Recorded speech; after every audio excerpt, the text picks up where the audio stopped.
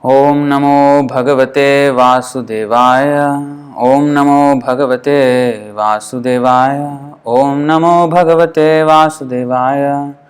Om Ajnanatimirandhasya Jnananjana Shalakaya Chakshurunmilitam Yena Tasmai Shri Gurave Namaha.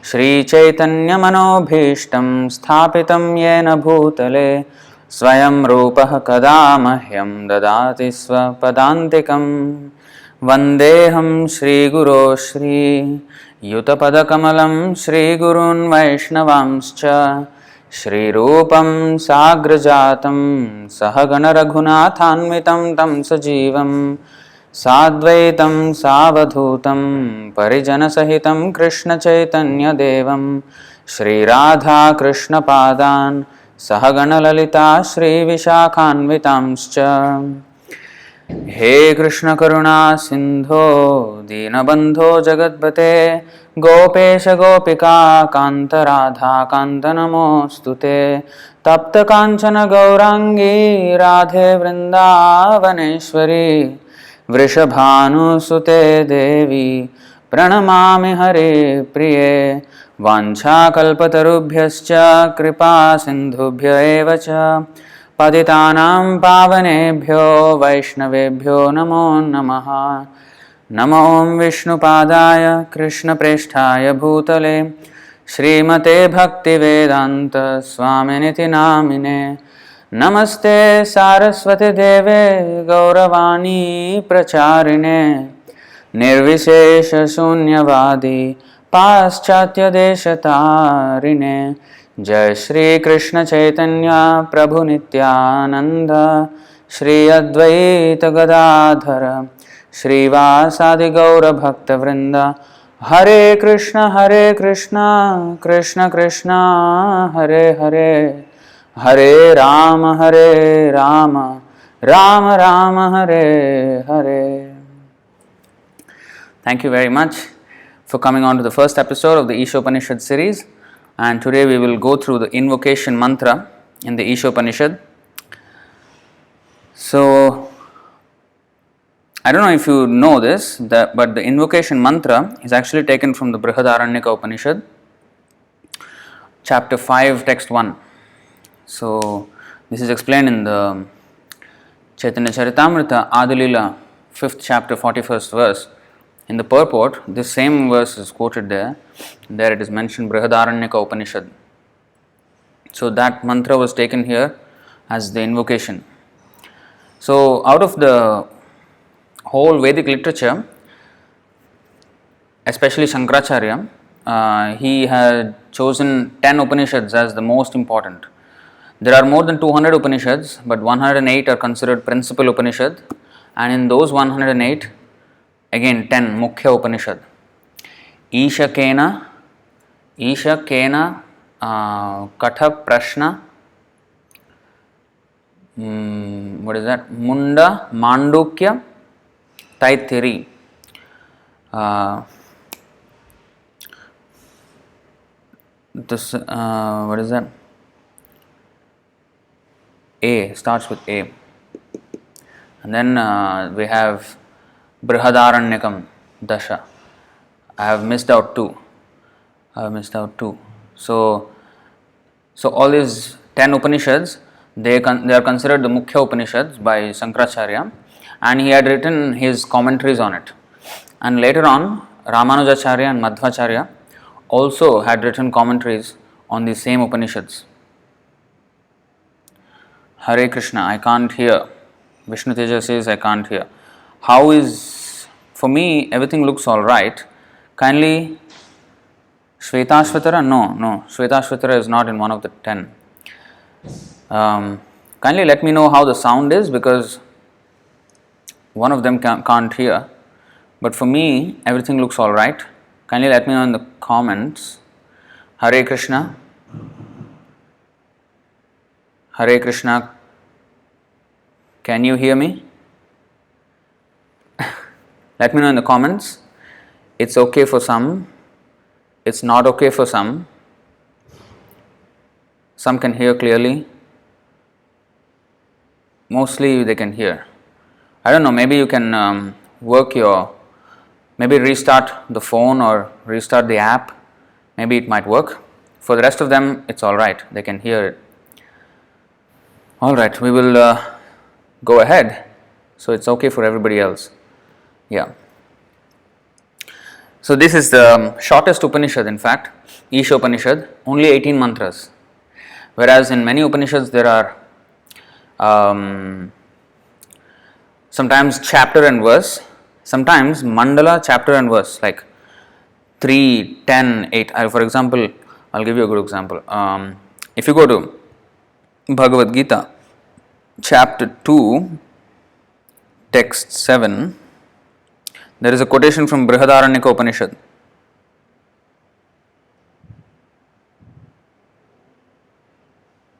Is this the one? It should be the one. Yeah. You see Bṛhad-āraṇyaka Upaniṣad 3.8.10. That means there are like a third canto. It's not called canto, skanda there. It is called mandala. Mandala means book. So third book, 8th chapter, 10th verse. So you can imagine how big this is, Bṛhad-āraṇyaka Upaniṣad. And some like Shvetashvatara Upanishad, there is just a chapter and verse. Like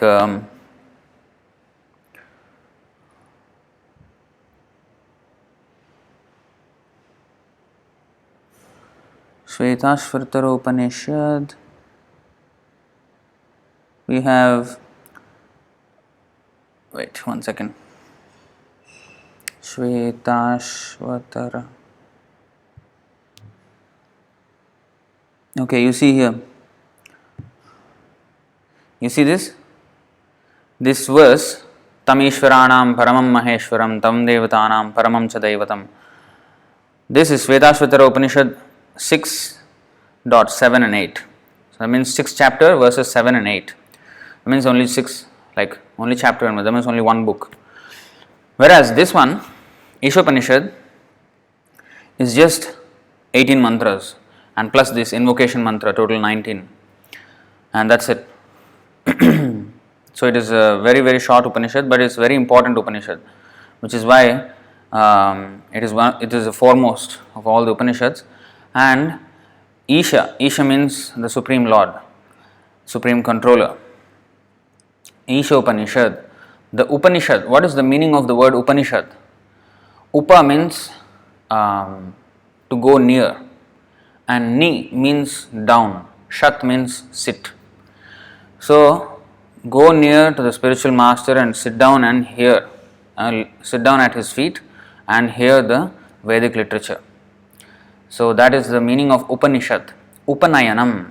Upanayana means the what is that? The Diksha, which is the Brahmin thread, where you get that one gets the Brahmin thread. So that ceremony is called Upanayana because he goes nearer to the Lord. So the first step to go nearer to the Lord is to accept a bona fide spiritual master. Ādau gurvāshrayam saddharma prichha. Saddharma prichha. So we have to inquire about the saddharma. One second. I feel the camera is a bit.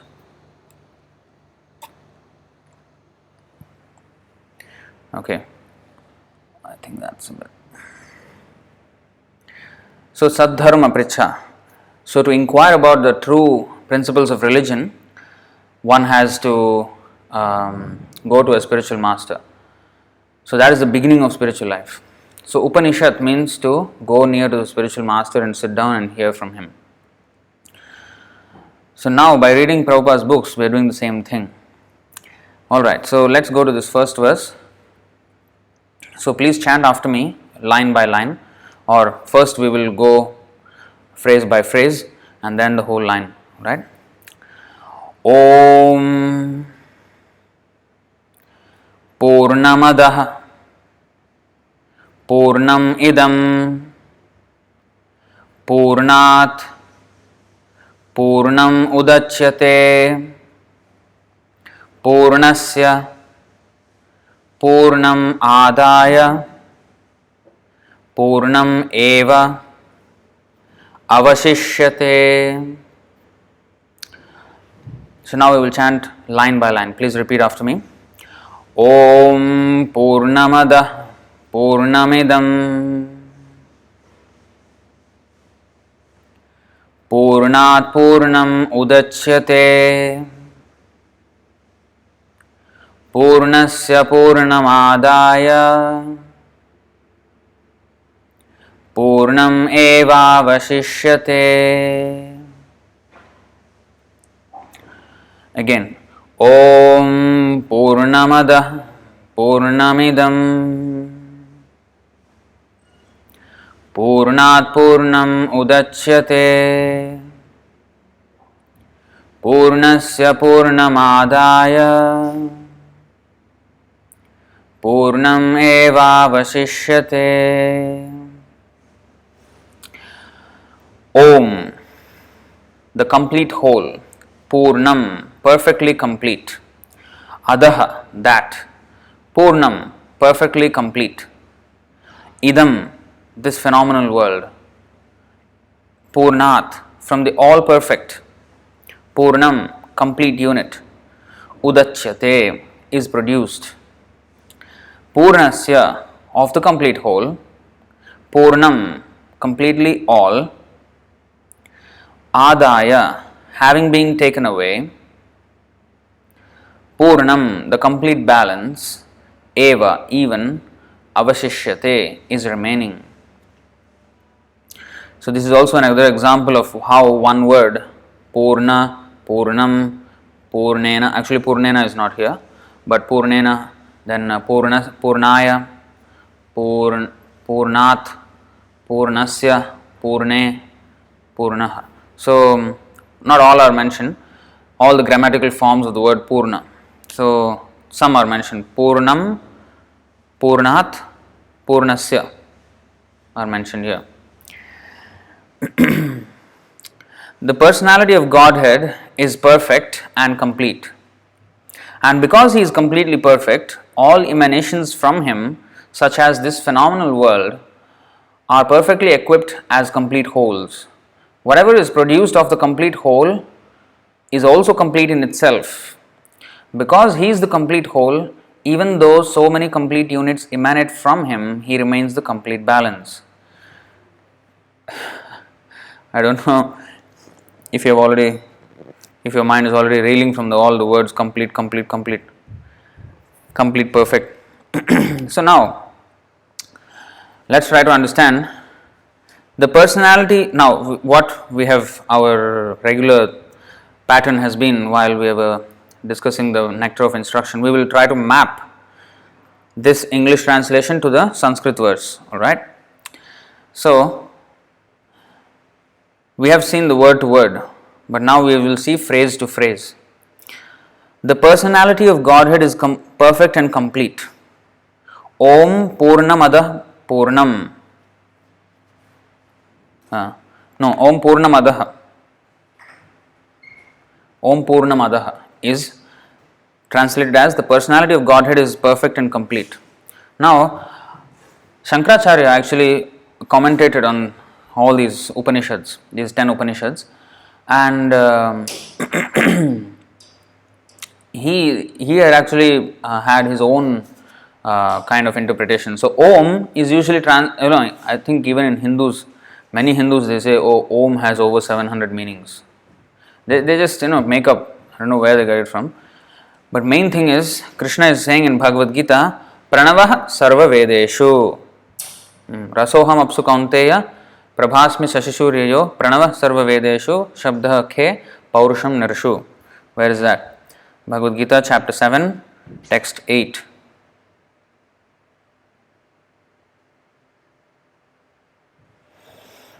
This Pranavah sarva vedeshu. Pranavah means the 3 letters A, U and becomes Om. So as we know, if we know the Sandhi, A plus U is O and is the other one. So in this way there are 3 letters there, and A stands for the Supreme Lord, and what is that?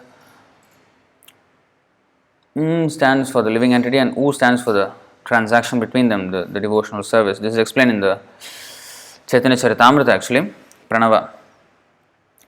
So, Pranava Sarva Vedeshu, you see, the syllable I am, O son of Kunti, I am the taste of water, I am the light of the sun and the moon, I am the syllable Om in the Vedic mantras, I am sound in ether and ability in man. So, of course, the Shankaracharya's followers, they focus on a secondary vibration which is called Tattvamasi. Tattvamasi means I am that. Tattvam Asi.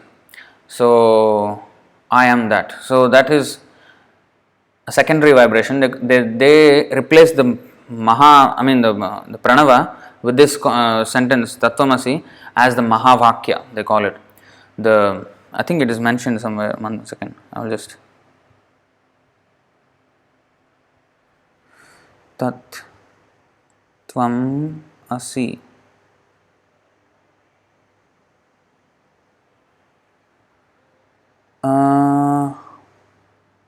Okay, it is there in the TLC, Teachings of Lord Chaitanya. Actually, it is there there is a verse.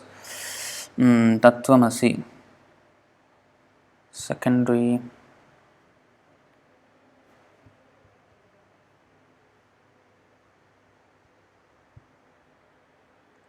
No, it's not.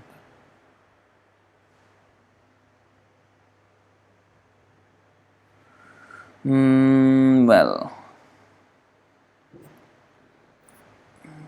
Okay, here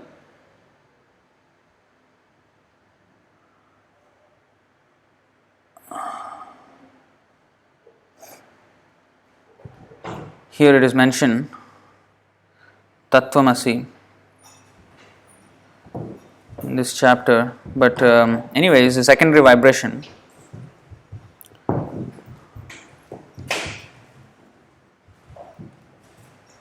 Maybe I'm getting it wrong somewhere. In the 4th chapter, maybe Adilila.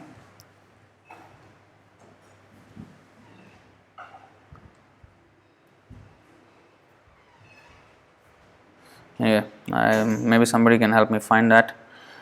So anyway, so Tattvamasi is a secondary vibration, but they focus on it as more important than Om.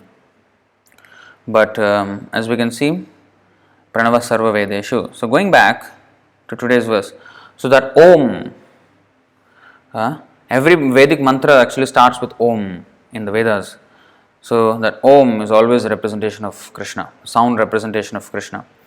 But there is actually, in fact, once Prabhupada was mentioning in a letter or conversation, in a letter I think, so somebody wrote that he likes to chant Om. Not exactly a disciple, but somebody who was writing to Prabhupada. So he's from the Western world. So he said, I like to chant Om, Om. So he said, yes, Om is Krishna, but Om gives the impersonal understanding. Of course, Krishna is the personality. Om is actually a representation of him, but a person who is impersonalist, he is not drawn to the form of Krishna when he chants Om. He is thinking of the impersonal Brahman. But when you say Hare Krishna, Krishna Krishna, Hare Hare, Hare Ram, Ram Ram, Hare Hare. So it is directly Krishna. So it is more personal than Om. So that Prabhupada gave that explanation. And similarly, we have to understand. So, but nevertheless, Om means Krishna. So Om Purnam Adaha. So he is Purnam. He is complete, perfect and complete. So Purnam means complete and perfect. And what do you mean by complete and perfect? Complete means, for example, Prabhupada said, a person can be very rich.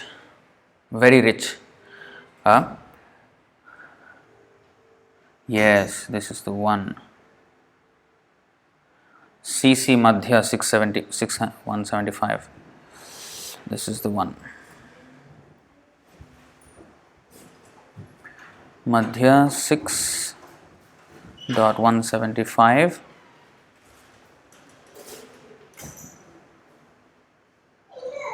Tattvamasi. Jiva hetu pradeshika vakya pranava namani tare kahe mahavakya. See this? The subsidiary vibration, Tattvamasi, subsidiary. I was searching for secondary vibration. Subsidiary vibration, Tattvamasi, you are the same, is meant for the understanding of the living entity, but the principal vibration is Omkara. Not caring for Omkara, Shankaracharya has stressed the vibration Tattvamasi. See? Thus, Sri Chaitanya Mahaprabhu criticized Shankaracharya's Shariraka Bhashya as imaginary, and he pointed out hundreds of faults in it. To defend Shankaracharya, however, Sarvabhauma Bhattacharya presented unlimited opposition. Finally, he was defeated by Chaitanya Mahaprabhu. See? So, in this way, they present something as primary, that which is actually secondary. So, Purnam Adaha. So, when we say complete, Shadaishvarya Purnaha. Shadaishvarya Purnaha. That also is there in the Chaitanya Charitamrita. Adalila, I think chapter 1, text 4, I think. No. 3. Yes. Yadadvaitam brahmopanishadi tadapyasya tanubha ya atmantaryami purusha iti sosyamsha vibhava shadaishvaryai purno ya iha bhagavan sa swayamayam na chaitanyat Krishna jagati paratattvam paramiha. So this Shadaishvaryai Purno, what is this? Shat Aishvaryai Purna. Full with 6 opulences. So there are 6 opulences. Again, that is also verse. Aishvaryasya samagrasya viryasya yashashasriyaha. Aishvaryasya.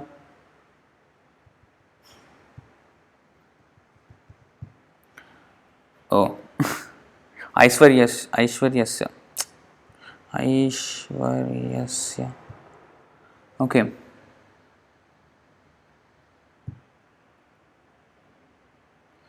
I think the full verse is not explained here. I think it's in the maybe self-realization or somewhere.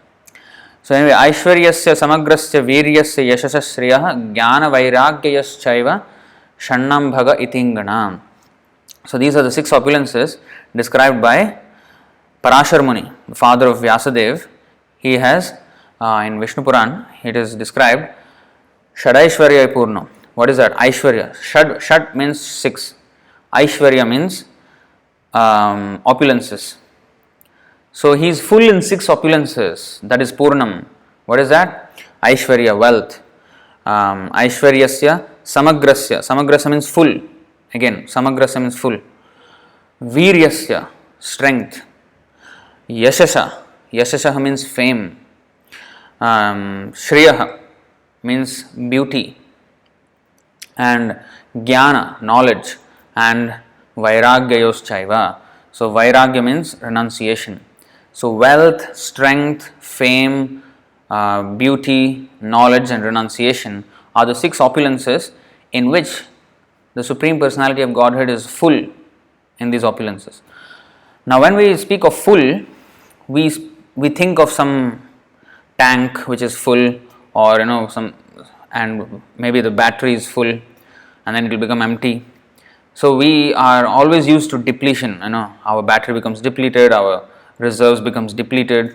In this way we are used to the meaning of full as that, something which is to the brim of some container, or in that way.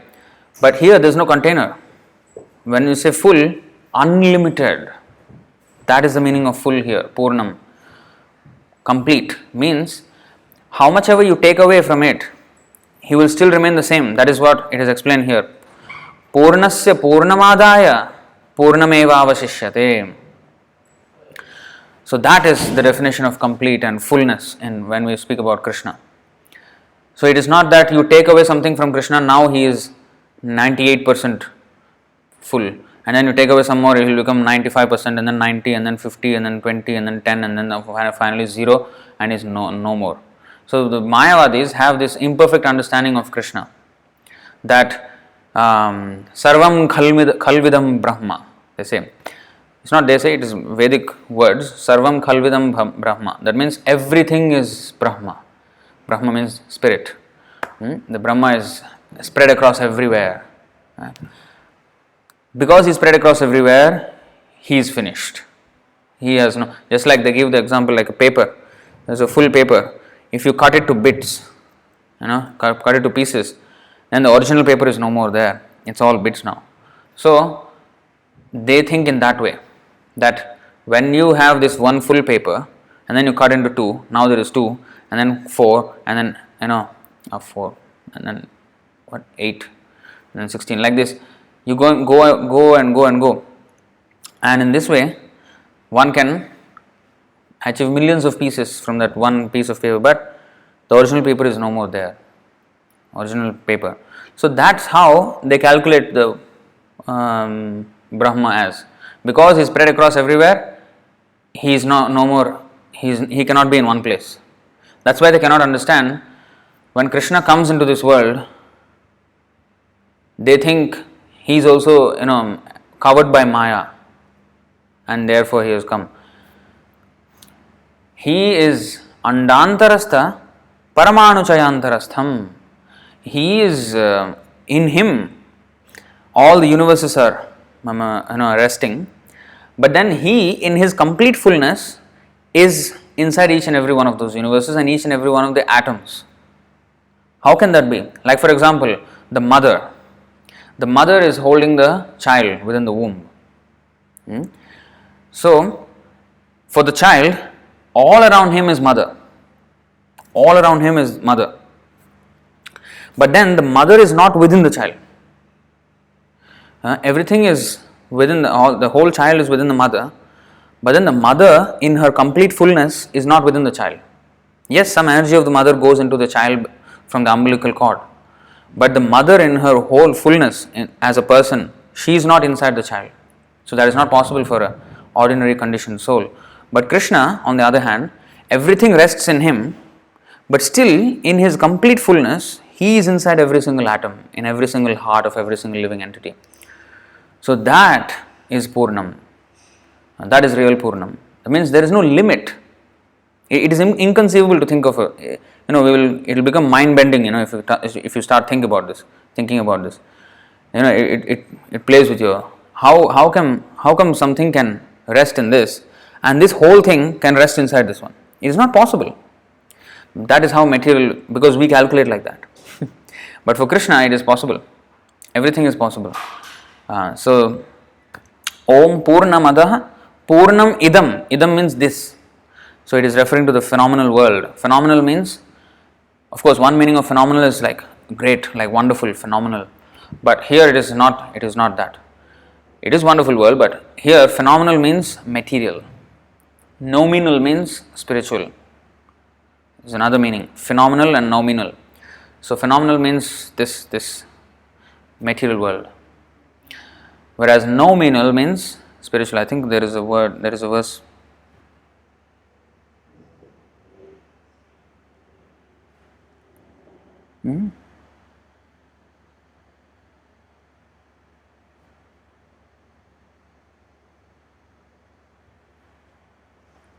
Yeah. Numinous. Actually, numinous. I think the old Bhagavad Gita it is there, nominal. So, Jnanam teham savijnanam idam vakshyam yaseshataha yajñātvā neha bhūyonyad jñātavyam avashishyate. Chapter 7, text 2 of Bhagavad Gita. Jnanam, phenomenal knowledge. Vijnanam, numinous knowledge. Numinous means spiritual and phenomenal means material. So here it is said, complete knowledge includes knowledge of the phenomenal world, the spirit behind it and the source of both of them. This is transcendental knowledge. So that is this. So coming back to the point. So Purnamidam, this material world is Purnamidam. It is a complete unit by itself. Complete unit. And Purnat Purnam Udachyate. From the all perfect and complete units, like you see, Supreme Personality of Godhead is perfect, and because He is completely perfect, all emanations from Him, such as this phenomenal world, are perfectly equipped as complete wholes. That is Purnamidam Purnat Purnam Udachyate. Udachyate means, produced. So Purnat means from the Purnam, from the Purna, it is produced. So this material world is produced from Him, and this material world is perfect in itself. And in the material world, there are universes, millions of universes, and each of those universes is a complete unit by itself. One universe doesn't require help from another universe. They are existing as, perfect wholes. And then in the universes, there are planets. Of course, we depend on the sun, for example. We depend on the moon. We do depend on other planets. But we don't need to go there and bring something. This is another thing. Now, the scientists are saying that we need to go to Moon and Mars and explore other planets, because the Earth will not be sufficient by 2100 or 2200. Even Stephen Hawking, the great physicist, scientist, atheist, so he also said the same thing, that by 2500 the whole Earth will become ablaze, will burst into a big fireball. This world has been going since millions of years, and he is thinking by 2500 everything will become just a fireball and burst into flames. Maybe because of the sinful reactions it might happen, but not because of inadequacy. Never because of inadequacy. Whenever we see any inadequacy or some calamity, it is only because of our sinful reactions, but not because of an imperfect arrangement by God, or they say everything is by chance. So, everything can be imperfect or perfect or whatever. For them, everything is a chance. There is no plan behind this whole thing. So that is their foolishness. But everything is complete. So within each universe, all the planets, each of them are complete in themselves. We don't need extraneous help. We don't need to go somewhere to get something to this planet. No. Sunlight is there, that is there. Moonlight. But then other than that, there's no other need. That's why the sun is called Yachakshuresha Savita Sakala Grahanam Raja Samasta Suramurti Rasesha Teja Yasyāgyaya Brahmati Sambrita Kala Chakro Govindamadi Purusham Tamaham Bhajami. So the sun is the king of planets, because it is actually maintaining the entire, all the planets. Even the Gayatri Mantra is actually, a prayer to the sun, which is a representation of the eye of the Supreme Lord. Yat Chakshuresha Savita. So Chakshu means eyes, the eye. So in this way, the eye of the Supreme Lord. So he is maintaining not only this planet, Om Bhur Bhuva Swaha, all planets. In fact, the longer form of Gayatri Mantra includes Maha, Jana, Tapa, Satya. So all the planets, the sunlight is going from one sun. The scientists' way of explaining is there are many suns in the universe, but our Vedic scriptures, they have a different, they present a different science. Actually, this is science. What they are saying is practically speculation, because that's there with their imperfect senses they are talking. But here it's Vedic science. Sometimes we see devotees trying to prove the authenticity of the Vedas, and they say, oh, you see, our Vedas also can try to explain, see, the Vedas also are explaining how the scientists are saying. They want to make it sound similar to the scientists' version, so that, you see, we already know this before.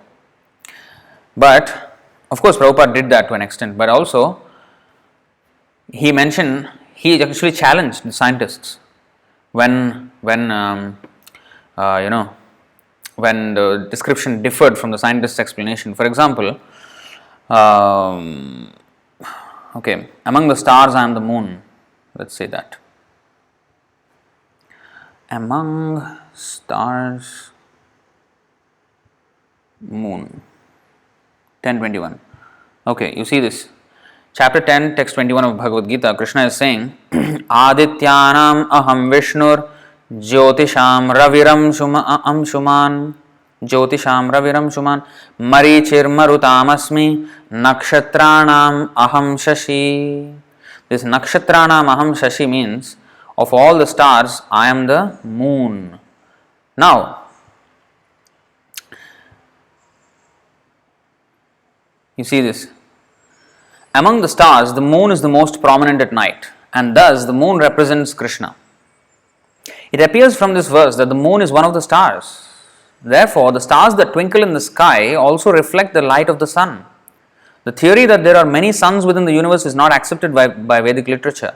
The sun is one, and as by the reflection of the sun the moon illuminates, so also do the stars. Since Bhagavad Gita indicates herein that the moon is one of the stars, the twinkling stars are not suns but are similar to the moon. See this? So, the galaxies, the theory of that scientists have is actually faulty. So, when it contradicts, Prabhupada stuck with the Vedic version. He did not try to, fit it into the scientific description. That means we have more faith in the scientific description, and then we want to desperately, bring the Vedas to the point of acceptance as science. So, but we don't have as much faith in the statements of the Vedas. We still have faith in the scientific statements. Therefore, we try to fit the Vedas into the scientific mold. So that should not be the case. And in fact, Prabhupada also said that moon is farther than the sun. They never landed on the moon. All these things are great challenges. Completely challenging the worldviews. So that's how we have to have faith in the Vedic literature, although they may seem contradictory to our experience. Actually, what experience do we have? We are just, we have heard that the sun is in the center and all the planets are revolving around the sun, the solar system, the galaxies, whatever. And when we hear this thing from Prabhupada, especially many devotees actually, they become, when Prabhupada said the moon is farther than the sun, immediately they start, how come, how is it that, it defies logic, what logic? What was the logic? How did you know that the sun is in the center and the earth is traveling around it? How did you know? You saw from outside? Did you see? You went outside into the space and did you see the earth actually moving around the sun? Did you see? No. We just had faith in the scientist's word. So whichever we hear first, we condition our mind to believe that.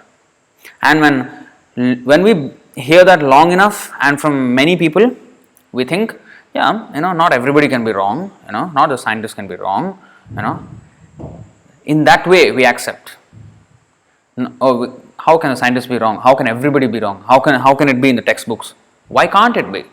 Just like Hiranyakashipu was teaching Prahlad Maharaj all the wrong things, that he is the Supreme Personality of Godhead. He taught him all the diplomacy, politics and all these things. Any child would easily be swayed away by all that. But because Prahlad Maharaj already heard first from Narad Muni, so that stuck with him. In the womb of the mother, how long? All the time that the Hiranyakashipu was doing the austerities, his wife was bearing the child. She did not want to deliver until Hiranyakashipu comes back. So he was doing for 100 celestial years. And before that, she already got pregnant with him. And for 100 years, Prahlad Maharaj was hearing. And then only he was a 5-year-old boy. He was basically a 5-year-old boy with 105 years of experience. So you can imagine, 100 years he heard. And now these teachers, Gurukul teachers are trying to teach him some nonsense. He is completely, this is nonsense. He taught all his, fellow students, this is rubbish. You learn how to glorify Krishna. Because he heard that first. So whichever we hear first and whichever we hear long enough, that we will accept as truth. That's just the way it goes here. We think we operate on the platform of logic, but not really. We operate on just what we are fed. How do we know who our father is? Because our mother said so. Our mother said so. Actually, we don't even know who our mother is. What we know when we are born? What we know? That's why an adopted child wouldn't know that this is a father and mother unless they tell him. He has no idea where he came from. Only later on he understands how actually he even came into being. And he still believes, this is my mother and father. He has no proof, he has not seen. So, how can one know one's father? Only from the mother. So, we have to accept on faith. Faith is something which is inherent. Every day we are tuning into the news, that is faith. We don't know whether what he's talking is correct or not. What is happening on the other side of the globe may or may not be true, but we are having faith. How can BBC be wrong? How can CNN be wrong? So that we have that faith in that authority that no, they will not speak something which is completely, out of reality. So that faith we have. That's why we think that okay, this is legitimate. But similarly, we have to have that unflinching faith in Guru and Krishna. That's how we need to accept Vedic literature. That's how we have to accept. So going back, are perfectly equipped as complete wholes. Whatever is produced from the complete whole is also complete in itself. Purnat purnamudachyate. That is Purnat. From the complete whole, whatever comes out is also complete. Each planet is complete, and within each planet there are, like countries, for example. Country is actually an imperfect division by mankind, but everything is complete. The ecosystem, everything is actually complete. Like we don't need to get some extra oxygen from another planet and inject into this planet's atmosphere so that there is more air to breathe. No, the trees give out oxygen and take carbon dioxide, and we take oxygen and give out carbon dioxide.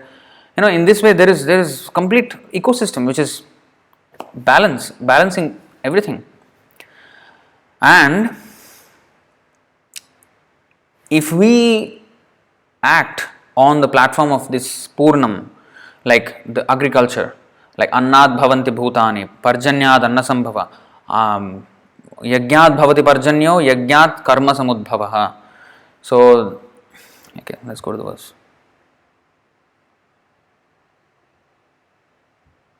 So that's why self-sufficiency, every unit that comes out of Krishna and each unit that comes out of that unit, each unit that comes out of that unit, like even we have come out from the body of our mother. But then we are a complete person by ourselves. We don't, yes, as long as we were in the womb, yes, we need that connection with mother. But then when we come out, then we are a complete unit by ourselves. Of course, in the beginning there is some dependency, but then we grow into complete units. In the beginning, everything has a dependency. Then after that, we are a complete unit by ourselves. We even disagree with our mother or all these things. But in the beginning, we are completely dependent on. So similarly, we are always dependent on the Lord, but we may even turn against Him, but still we are dependent on Him. But we are still as complete units, so that we think in that illusion of, we are never complete in ourselves in the sense that we are completely independent. We are not independent. We are as complete wholes, but we are still dependent on the Lord. So, we are all dependent on the Lord, but we are complete. So, we think there is no connection with me and the Lord because I am self-sufficient. So, that is wrong, and that is the endeavor of modern civilization. They want to be self-sufficient in their own terms. No, we will do everything that we need to do or we want to do. We will make our own future and we will do it our own way. So they want to create in their own way. But this self-sustenance is to be done in cooperation with how the universe was actually created by the Lord. In that channel we have to do. So Krishna is telling how to be self-sufficient. Like Prabhupada says, self-sufficient farm communities. What is this? Because if we follow the natural system, that will be self-sufficient. Now here, like if you have your own land, you can grow your own food, you can have cows, and then you can live off that land. You don't need anything else. It's a complete unit by itself.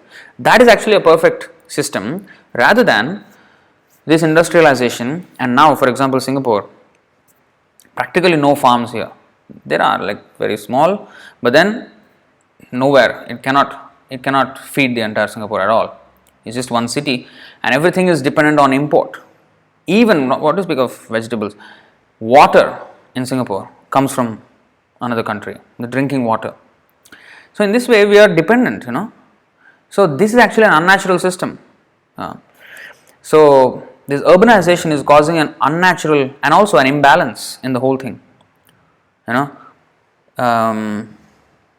All living bodies subsist on food grains which are produced from rains. Rains are produced by performance of yajna, sacrifice, and yajna is born of prescribed duties. Now the scientific community, they can understand that all bodies subsist on food grains, yes, and food is produced from rains, that they can understand. But rains are produced by performance of yajna, sacrifice, that they don't understand. Because they don't know that there are demigods who are controlling all these things, and we have to pay our taxes back. We have to do yajnas, sacrifices to satisfy them. And of course, to satisfy the demigods, the best way is to satisfy Vishnu or Krishna, and all the demigods are satisfied in one stroke. Otherwise, you have to do one puja for one demigod, another puja for another demigod. There are 330 million demigods, and you have to do 330 million pujas. And by the time you do that puja, then the first demigod is already, we have to do again. So you cannot never do actually all demigods puja and one time, in one life. So, and actually, all this demigod puja is just to get those things for our maintenance. But if we are just absorbed in serving Krishna, that maintenance is taken care of by Krishna. So in this way, these are the things that we need to know. So this is actually the perfect system. And then it is a circular. That's why it's called Evam Pravartitam Chakram, the wheel of sacrifice. This whole chapter 3 text, I think 10 to 16, it's all the wheel of sacrifice. Like, we get the supply from Krishna through the demigods, and then we have to do our yajnas to satisfy the demigods, and in this way, that's why you see, Devan, is this one? Yeah. Devan bhavayatanena te deva bhavayantu vaha parasparam bhavayantah shreya paramavapsyatha. The demigods, being pleased by sacrifices, will also please you, and thus by cooperation between men and demigods, prosperity will reign for all. So this is called, this whole thing, how it will reign, how the prosperity will happen, is by this. They are producing rains, they are producing sunlight, they are producing moonlight, and to get those things we have to do yajnas, and then the demigods will regularly supply. Why there is famine sometimes? Ativrishti, anavrishti. What is this? Ativrishti means too much rainfall, anavrishti means no rainfall. So these are symptoms where there is godlessness. Then these things happen. Now 3:16, you see this. Evam pravartitam chakram nanu vartayati hayah aghayurindriyaramo mogham partha sajivati. My dear Arjuna, one who does not follow in human life the cycle of sacrifice thus established by the Vedas certainly leads a life full of sin. Living only for the satisfaction of the senses, such a person lives in vain. So the cycle of sacrifice established by the Vedas. So this is the cycle. They give supply, and then you give back in the form of yajna, and then they will give more, and in this way, cycle. But of course, as devotees, we don't need to do this. That's why Krishna said, you just do Govardhan Puja. So once we worship Krishna, all these demigods are satisfied. Our taking care of us is already taken care of by Krishna. That's why it is said in the 9th chapter,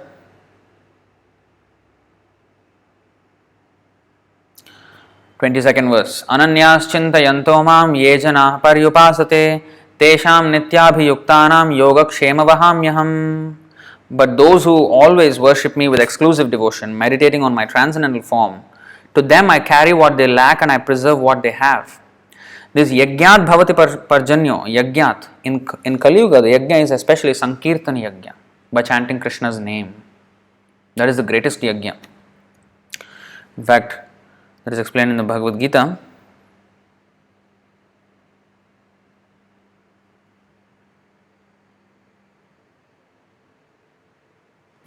Maharshinam Bhriguraham. What is that? Giramasmi Ekamaksharam Yajnanam Japa Yajñosmi Sthavarāṇam Himalayah. Of the great sages I am Bhrigu, of vibrations I am the transcendental Om. Again, he's saying the same thing again. Of sacrifices I am the chanting of the holy names, Japa. Yajnanam Japa Yajñosmi. So this sacrifice, this Yajna, is Japa Yajna or Sankirtana Yajna. So that is what we need to do, and everything will be provided for. So this is the Parasparam Bhavayanta, together the cooperation. Yajnat Bhavati Parjan. Oh, this is already. I want to go to this verse. Yeah. Purnasya Purnamadaya Purnam Evavasishyate. Even if complete units are emanating, like the material world is complete, and in the material world the universes, each universe is complete, and each universe, each planet is complete. Each planet, all the living entities are complete in themselves. We are born from our parents, and then we are complete, and then from us there are more offspring, and then they are also complete. In this way, every emanation that is coming is a complete unit in itself. But still, he remains the complete balance.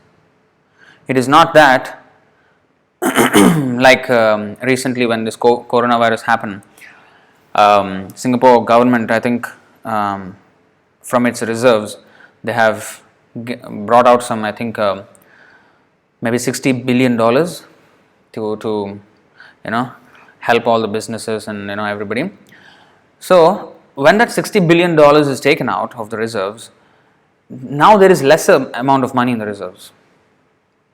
So it is not a complete unit.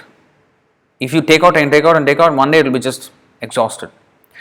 There is no exhaustion for the Supreme Lord. That is the meaning of what? Avyaya. Avyaya means never exhausting. What is that? Loko mam ajam avyayam.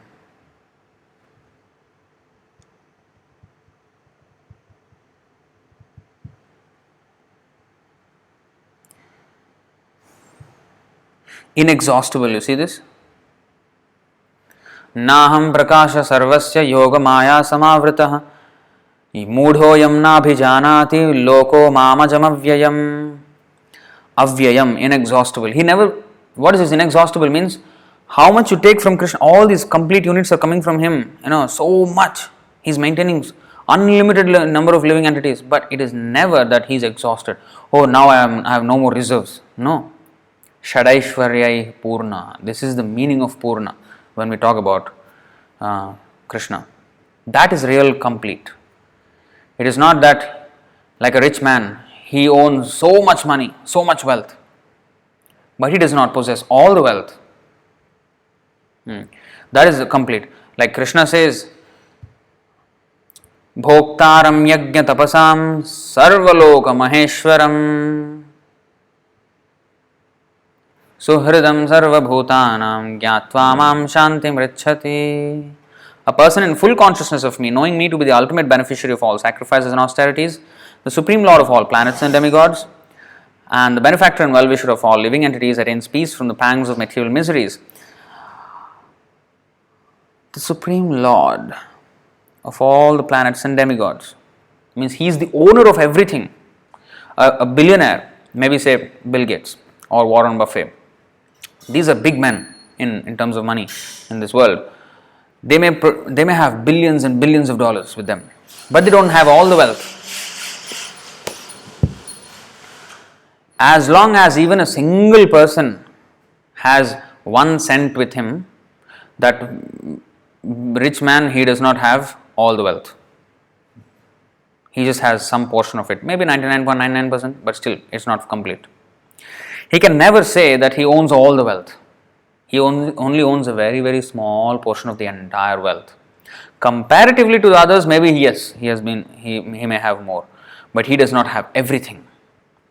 But Krishna is the owner of all wealth, and that is proven when that person dies. When that billionaire dies, then within a second, all those billions of dollars are just taken away from him. They were given like a pocket money, okay, you use for this life.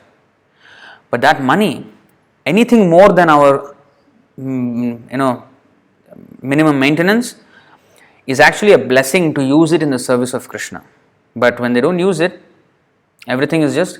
So either you give it yourself as an offering to Krishna, or Krishna will come and take it in the form of death.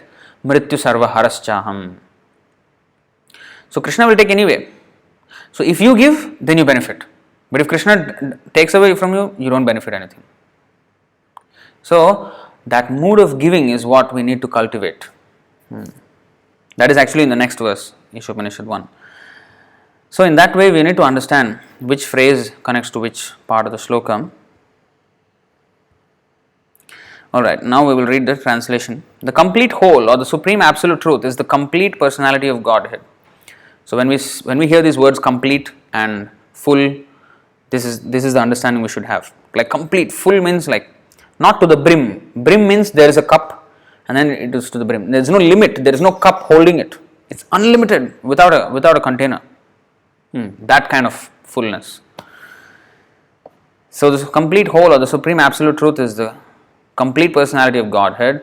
Realization of impersonal Brahman or of Paramatma, the super soul, is incomplete realization of the absolute complete. So the absolute truth is understood in three phases. Brahmeti, Paramatmeti, Bhagavaniti Shabdyate. That is explained in the Bhagavatam. I think many of you already know this verse. 1 to 11. Vadanti tattvamidas tattvam yajnanamadvayam brahmeti paramatmeti bhagavaniti shabdyate. Learned transcendentalists who know the absolute truth call this non-dual substance. What is this non-dual substance? The absolute truth. They call it Brahman, Paramatma or Bhagavan. So according to their stages of realization, Brahman means the all-pervading truth. That, the supreme absolute truth is everywhere, it's like complete, it's like infinite. That's why they cannot understand how you say that Krishna is a person with a figure which has dimensions, which is not like infinite. How can that be? How can the supreme absolute truth have a dimension and a size? So no, supreme means he should be infinite. Yes, infinite also means that being that infinite, he can still have a form which is visible to us. This is inconceivable understanding. You see, he is not limited. We are having a limited idea of him infinite. Infinite means he is only spread out. He can't be in a dimension. But no, infinite means he can be without dimension, at the same time he can be with dimension. This is why Yashoda Maya, Mother Yashoda was bewildered when she saw into Krishna's mouth, and then she saw the whole, material world, and then the spiritual and material worlds, and inside the material world, this universe, and inside the universe, this earth, and in the earth, she saw herself looking into Krishna's mouth, and all that it went mind-bending. Wow, what is happening? What? I am there? But I am here. But this universe, how come it is inside him? And then he is here, and then the universe is inside. What is going on? So so that is Krishna. That is inconceivable. Inconceivable. That is the meaning of inconceivable. Inconceivable means you cannot conceive. With your mind, you cannot understand. If you can conceive it, that means it's not inconceivable. So Krishna is inconceivable means with our mind we cannot understand. So there are three stages of realization of the Supreme. One is as this Brahman, the infinite Brahman. And then there is the Paramatma, who is situated in each and everyone's heart. That is now a personal form, but he's not reciprocating. He's just sitting as a silent witness. But then Bhagavan is where all the leelas and everything, he manifests with the dealings with the devotees, and everything is manifest in its fullness. But it's not that he has these three features. It is just that he has, but it is the stages of realization. As one goes closer to the Lord, he will understand the more intimate features of the Lord. So from the outside, it's just infinite. That is what the majority of transcendentalists, spiritualists, they understand this aspect of God, that he is infinite. But they cannot understand that he is within the heart. Very few people understand that actually He is in the heart of every single living entity and is watching the actions of everyone and sanctioning. Then, out of those millions of people who know that He is in everyone's heart, out of them very, very, very few actually come to the point of understanding He is a person, He is a relatable person. You can actually talk to Him, you can face to face, you can be with Him, play with Him, dance with Him, all kinds of loving relationships. Everything about Him as a person, as an individual person, you can understand. That is the Bhagavan realization, the highest. So that is being referred to here. The complete whole or the Supreme Absolute Truth is the complete personality of Godhead. He is a person and is Godhead, head of all gods. Realization of impersonal Brahman or of Paramatma, the Super Soul, is incomplete realization of the Absolute Complete. The Absolute Complete is Krishna. There is imperfect realizations. The Supreme Personality of Godhead is Satchidananda Vigraha, as stated in Brahma Samhita, chapter 5, text 1. Ishvara Paramah Krishna Satchidananda Vigraha Anadiradir Govinda Sarva Karana Karanam. Realization of impersonal Brahman is realization of his Sat feature. So now, Satchidananda Vigraha. Satchidananda Vigraha. So that is 4 words. Sat, Chit, Ananda, Vigraha. 4 words. Satchidananda Vigraha. So now what is Sat? Sat means eternal. Chit means full of knowledge. And Ananda means bliss, full of bliss. And Vigraha means form. Now he has a form which is Sat, eternal, Chit, full of knowledge, Ananda, full of bliss, and that is Vigraha, that is the form. So he has a form of eternity, knowledge and bliss. Completely opposite to this material body. This material body is not Sat, it is not eternal, it is Achit, it is not full of knowledge, it's a network of ignorance. Sharira avidya jal, Jadindriya taikal. This is a network, this body is actually ignorance. Both ways, like we don't know what is going on inside the body. We have to learn like medicine for like 5 years, and masters and all these things, MBBS and all these things, big degrees to understand just a little bit about how our body works. That is not complete, and that is the body. We don't even know our body, how it works. Then the other factor is, because of this body, I forget my ignorance, my lack of knowledge about myself. I think I am the body. I don't know I am the soul. So that is another layer of ignorance. Not only that we do not know about our body, but because of the body we don't know who we are. So you see how we are in such a deep ignorance with this body. But Krishna's body is completely different. Sat Chit, full of knowledge. Ananda, bliss. Whereas this body is an abode of suffering. Dukkhalayam ashashvatam. What is that? Asat Achit Nirananda. Anityam Asukham Lokam. Anityam Asukham Lokam. So this is a body which, this whole world is Asukham. There is no happiness. This body is a temple of diseases, as we said. From the start of birth, we already start crying and coming, before even birth. In the womb of the mother it is suffering. And birth is suffering. And then the whole thing is suffering. Just trying to counteract the suffering. And then finally old age, death, everything is suffering. So there is no Ananda here, this body. Whereas his body is Sat Chit Ananda, completely different from our body. He has a Vigraha form, but completely different from our form. Now, realization of the impersonal Brahman is realization of his Sat feature. That means when you understand impersonal Brahman, then such a person understands the eternal nature of the Supreme Lord, that it is eternal. But they have no idea of the knowledge, Chit and Ananda yet. They have some Ananda because they are relieved from the temporariness of this material world and they have come to understand the eternal factor, and therefore they are happier than they are in the material world. So there is some amount of happiness because of that, but it is very, very devotees compare that the happiness found in the Brahman realization is like one single droplet compared to the ocean of happiness Anandambudhivardhanam Pratipadam Purnamrita Swadanam. So that ocean of happiness is bhakti. Compared to that, this happiness of Brahman realization is one tiny droplet. So there is no comparison even. So this eternal feature only is what they understand, the Sat. And then those who understand, and Paramatma realization is realization of his Sat and Chit features. The eternal factor and the knowledge factor. They understand, the yogis who understand the Paramatma. Dhyana avasthita tadgatena manasa pashyantiyam yogina. So these yogis, they understand Sat and Chit, but they still have no Ananda because there is no reciprocation with the Lord. As Bhagavan means there is Bhakta and then there is Bhakti and then there is Bhakta Vatsal. So all these different relationships with the Lord, they are not open yet at the stage of Paramatma realization.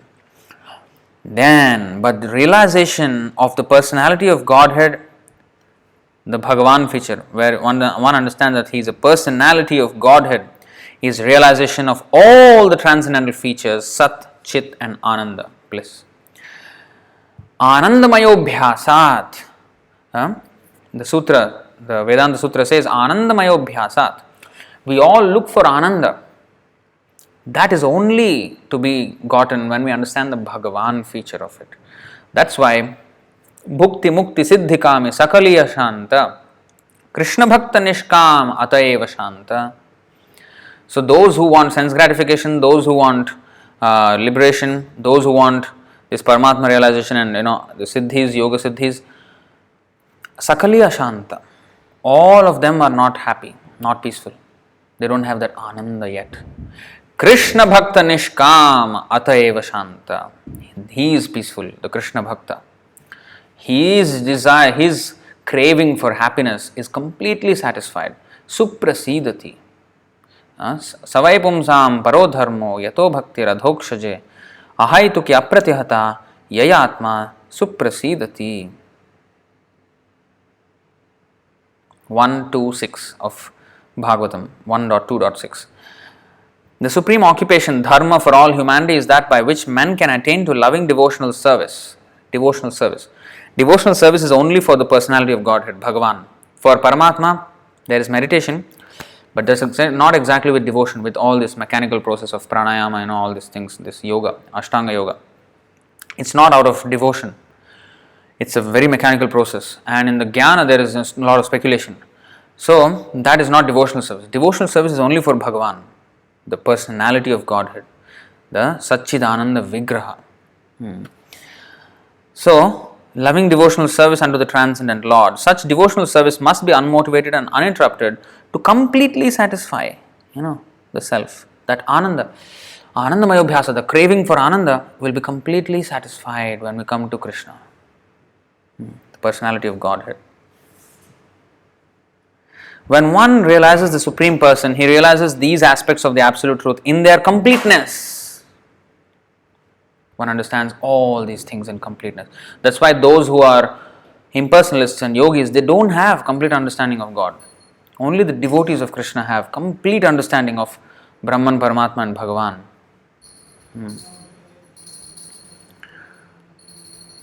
Vigraha means form. Thus the complete whole is not formless. Complete means he should have everything, right? Form and formlessness aspect. It's not that he is only formless. Because the Mayavadis, they think that, everything in this world has a form. But the Supreme means he should not be anything like in this material world. Yes, he is not like anything in this material world. He is not.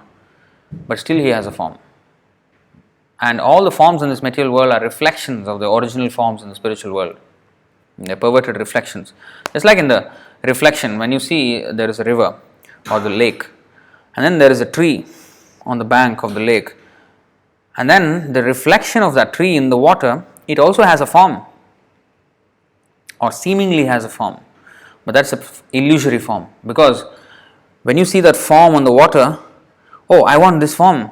If there is a mango tree and then there is a mango fruit on the surface of the water, you will see the reflection of that mango. And say, hey, there is a mango there. Let me jump into the water and take this mango. When you jump into the water, it is not even existing. It is just a reflection. It is an illusory form.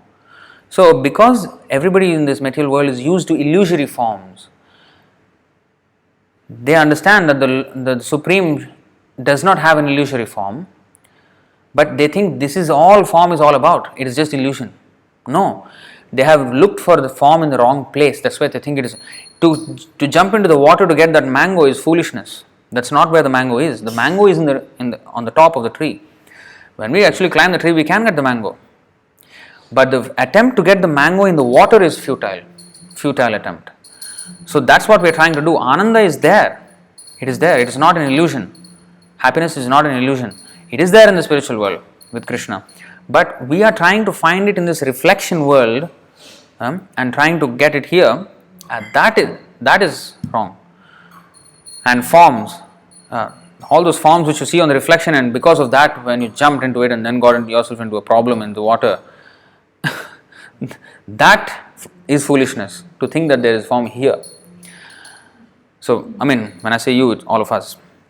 So, the real thing is that, there's nothing such a thing as mango anymore. There's no such thing as a mango. It was an illusion. No, there is such a thing as a mango. So that frustration of not finding a mango within the water and coming to a conclusion that there is no such thing as a mango, it was just my hallucination, that is wrong. The proper understanding is there is no mango in the water, but it is there on the tree. So similarly, we are looking for happiness in this material world. That is an illusion. To look for it here, it is illusion. Because here it is not there, but it is not that it is not there at all. It is there in the spiritual world. That's where we need to go. So here it is said, thus the complete whole is not formless. If he were formless, or if he were less than his creation in any other way, he could not be complete. That's another point. Everything here has a form, right? And if the creator of form does not have a form himself, that means he is less than his creation in some way at least. In one way at least, he does not have form.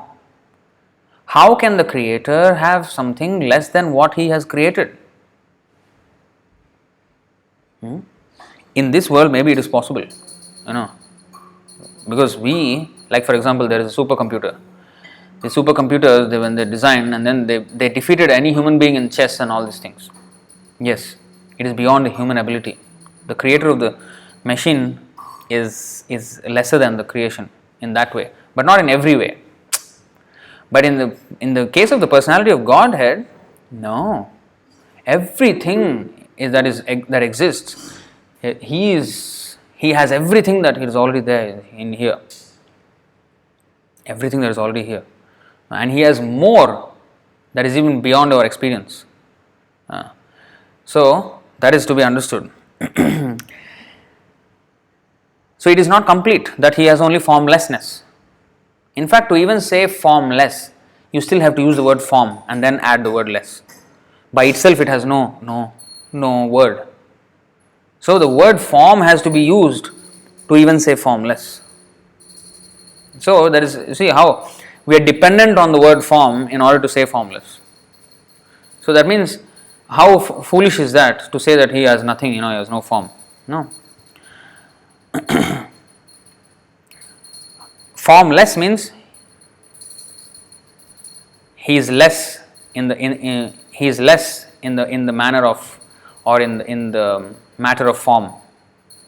That means he is less. How can he be less than anything? No, he is not. That means he is not complete. Purnam means complete.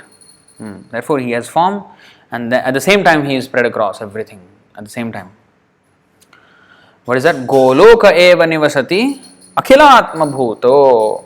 He is situated in Golok Vrindavan as the personality of Godhead, engaging and playing with his playmates, enjoying himself. At the same time, he is in the hearts and atoms of every single part of his creation. He is not ignorant of any part of the creation or anything. Completely in knowledge. Only he can do multitasking with perfection, with complete perfection. When we are so-called multitasking, what we are actually doing, our attention is fragmented, or we are having fragmented attention. So if you are doing two things, 98% and 2% or 50 and 50 or something like that. It's not 100% of our attention is in both. Right? But when Krishna does, he has 100% attention for every single living entity that is there and every single part of the creation. Everything he knows 100%. And when we say 100%, we have limited understanding of what 100% is. Oh, whatever has happened, whatever is happening, he knows. No, whatever will happen also he knows. Vedāham samatētāni. What is that? 726. Janma. No. I'm getting it wrong. Let's see.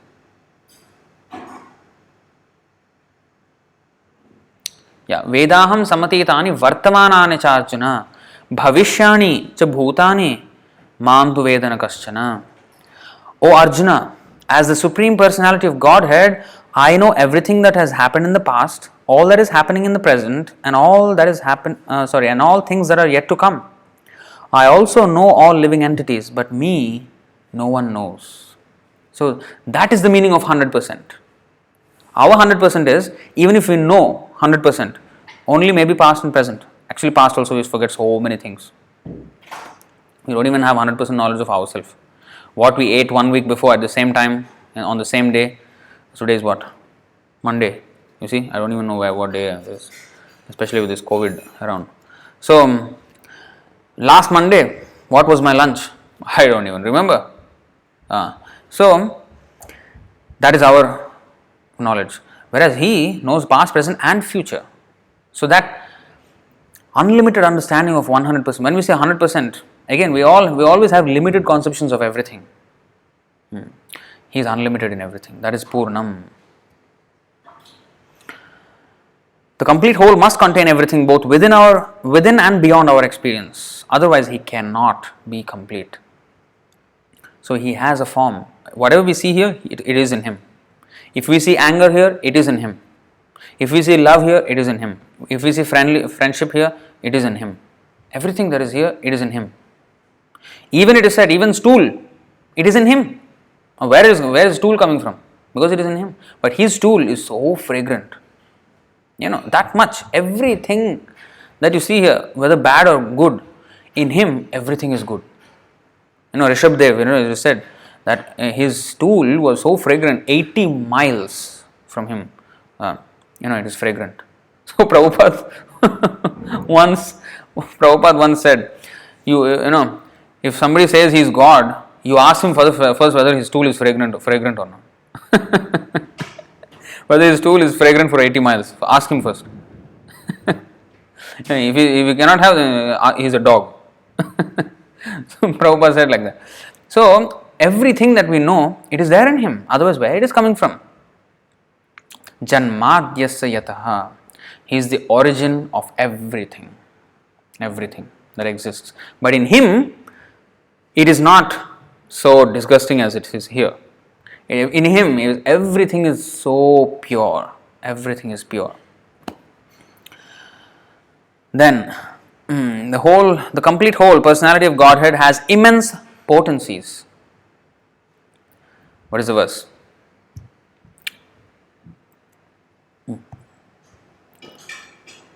What is that? Parasya Shaktir Vividhaiva Shruyate.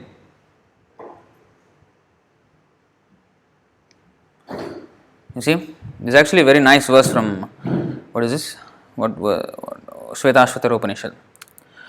Tamishvaranam paramam maheshwaram tam devatanam paramam jadaivatam patim patinam paramam parastad vidama devam bhuvanesha medyam natasya karyam karanam cha vidyate. He has no work. He has no duty to perform. Just simply enjoying.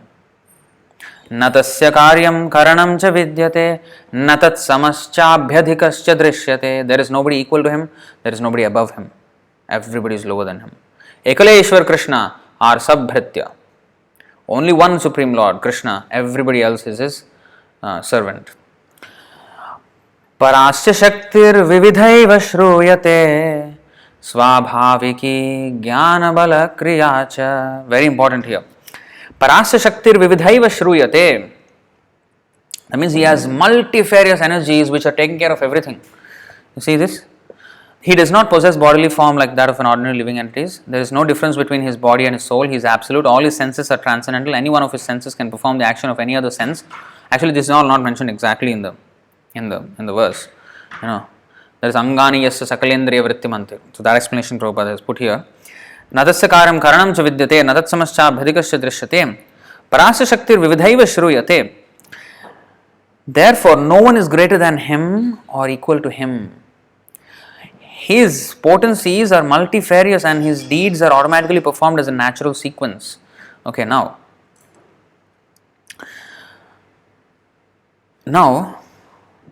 Karanam is what Prabhupada translated as all the senses doing everything, the activities of every other sense. Now, what I want to point you at is this: Parasya Shaktir Vividhaiva Shruyate Swabhaviki Jnana Bala Kriyacha. What is that? Now, whenever you want to do something, see here it is mentioned as natural sequence, right? What is this natural sequence? This Jnana Bala Kriya. Now, when you want to do something, suppose I want to do something, say I want to start a business. Now, before I start a business, I have to have knowledge of the market, knowledge of the product, and knowledge of the demand of the product. I have to study the market study, as they call market research. They call it like that. So this is jnana. You have to have some know-how of what it is all about and how to go about doing it. Without knowing anything, you just jump into something and that will be a failure. If you don't know the field in which you're going to do business, it will be a failure. Jnana. First of all, there has to be knowledge. Then, that's not enough though. That's just part of the journey. To know market research is one thing. Then, bala. You must have the capability. Bala means strength basically. So, in a business, maybe it's financial strength. Okay, you need to have some capital in order to start the business. So, just to know that, okay, this needs to be done. But if you don't have any money to do that, whatever is needed, or if you don't have the know-how, if you don't have the expertise, if you don't have all the things, the ingredients that need to put it into action, so then it doesn't work. Then even if you have the bala, the financial capacity, or the expertise of some good advisors or whatever it is, even then it is not enough, because kriya, you have to still endeavor.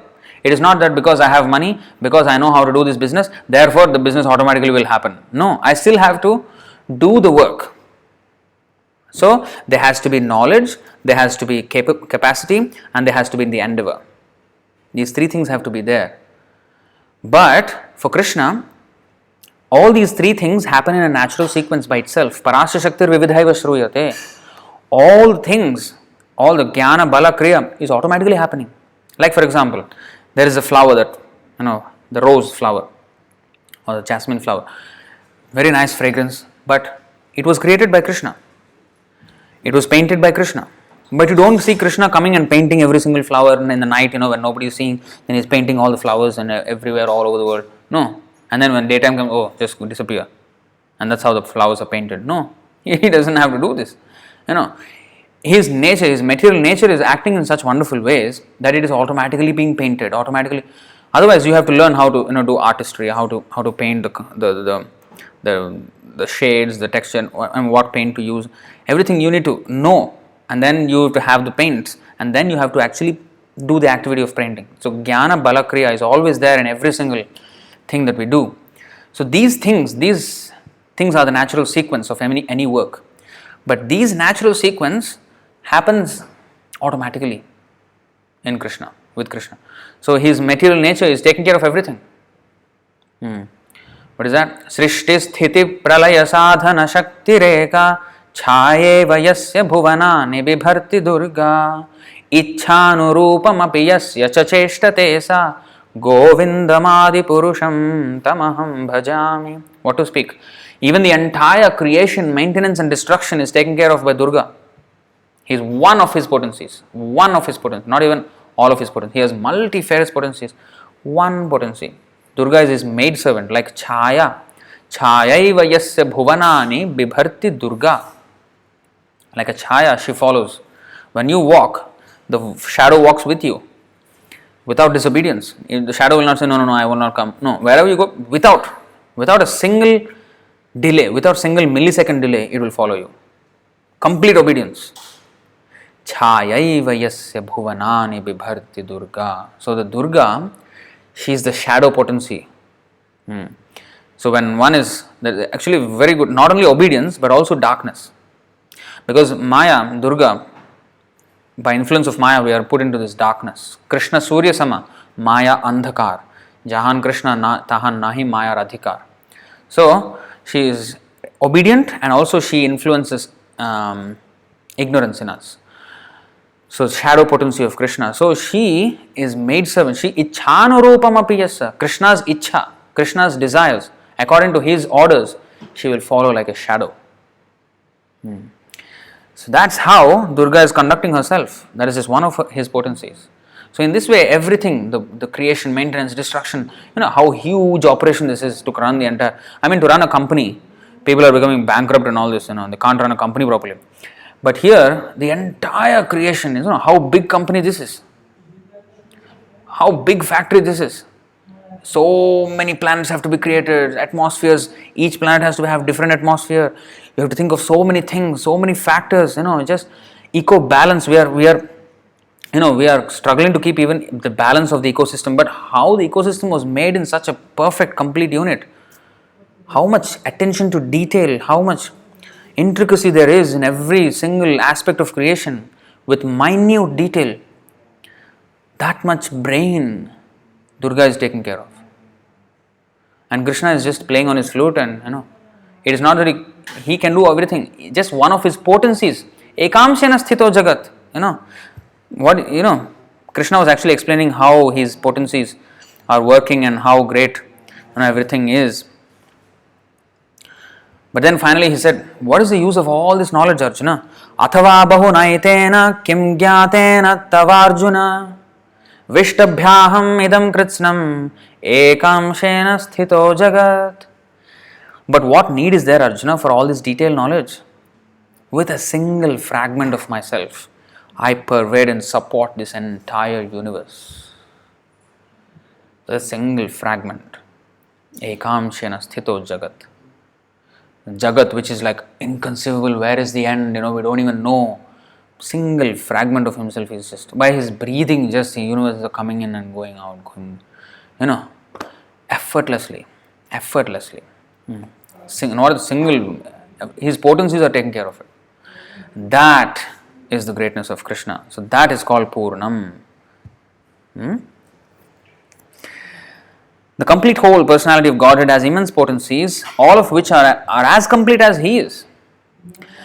Thus, this phenomenal world, this material world, is also complete in itself. The 24 elements of which this material universe is a temporary manifestation are arranged to produce everything necessary for the maintenance and subsistence of this universe.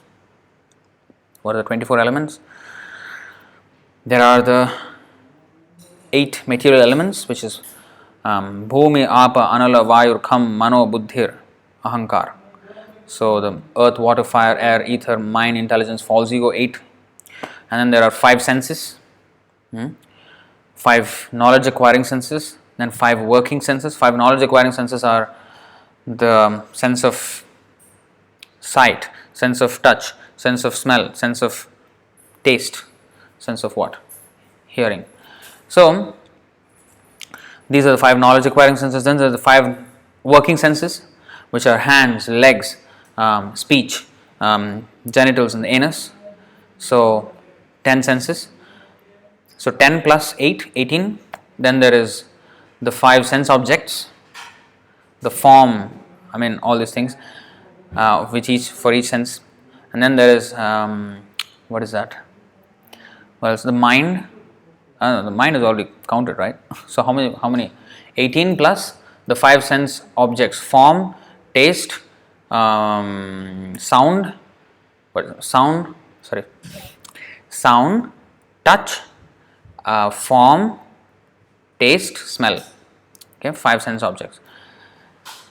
And so 23, and then 24 is what? The soul?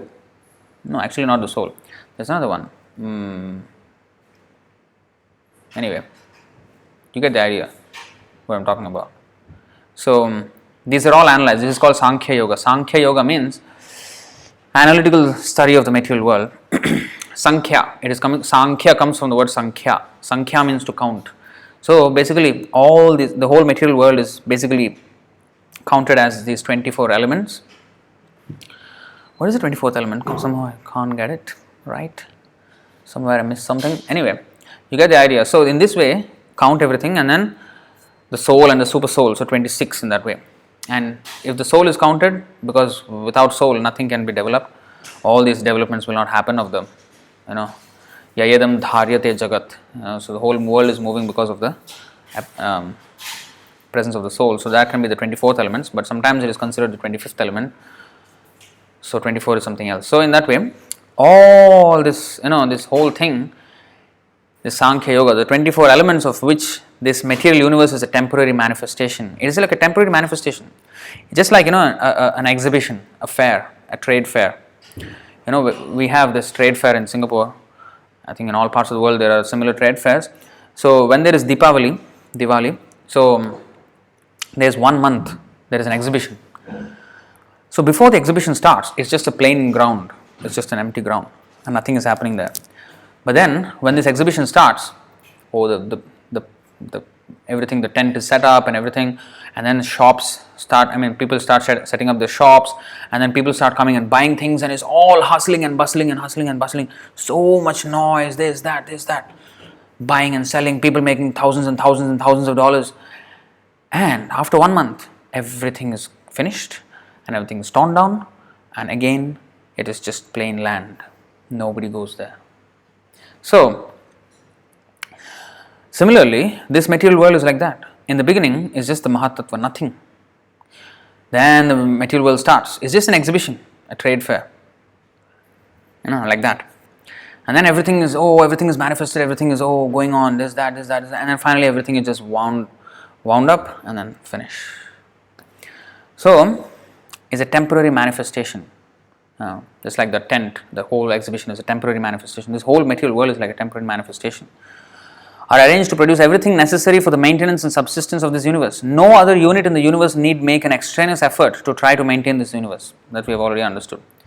In the universe, everything is within. It's a complete unit in itself. There's nothing outside of the universe that needs to come here to maintain this universe. So something like that. So no other universe. Okay, this way around. The universe functions on its own time scale, which is fixed by the energy of the complete whole. And when that schedule is completed, this temporary manifestation will be annihilated by the complete arrangement of the complete whole. So there is a time scale. This universe lasts for 311 trillion 40 billion years, which is the lifetime of Lord Brahma. So that time is set by the Supreme Personality of Godhead, and that is why we feel time is such a relentless force. It cannot be stopped because it is just ticking away. Why in the spiritual world there is no influence of time? Because what is that? Nahi yatrapi samayah. What is that? Sayatra kshirabdhe sravati surabhibhyascha sumahan nimeshardhakyo va vrajati nahi yatrapi samayah. In the Brahma Samhita this is stated. Nimesha ardha, even half a moment, will not pass in the spiritual world. Because there is no... What is this passing means? That means there is like when there is a stopwatch. When there is a stopwatch set, when the time is set, 1 hour. Then as it is running out, when there is a sand hourglass, when the sand is just dripping, there is a finite amount, and then that's it. Once that is done, that's it. Time is, it's all over. And therefore, it is a,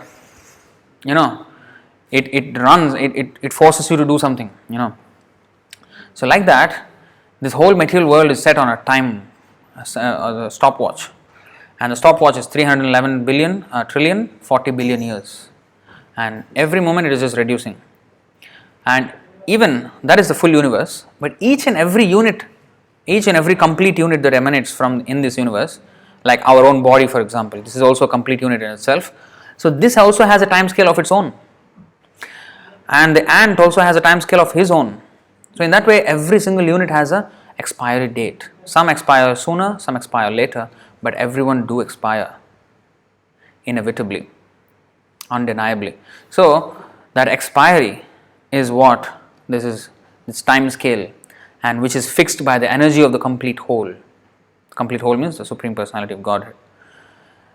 And when that schedule is completed, when the time is finished, this temporary manifestation will be annihilated by the complete arrangement of the complete whole. So this is true for every single, our body, the universe, the countries, like big countries, and after some time the countries don't exist anymore. Everything, there is a time scale, and after that time, by the complete arrangement of the complete whole, Krishna, it will be finished. All facilities are given to the small complete units. We are all complete units, namely the living beings, to enable them to realize the complete whole.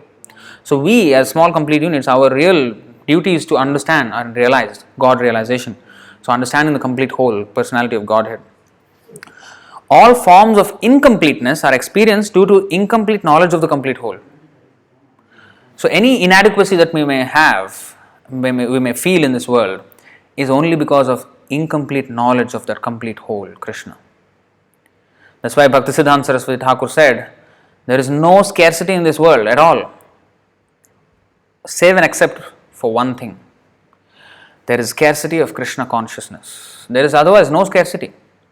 Whatever scarcity we do experience is not because of inadequate supply, but because of inadequate gratitude on our part, that we don't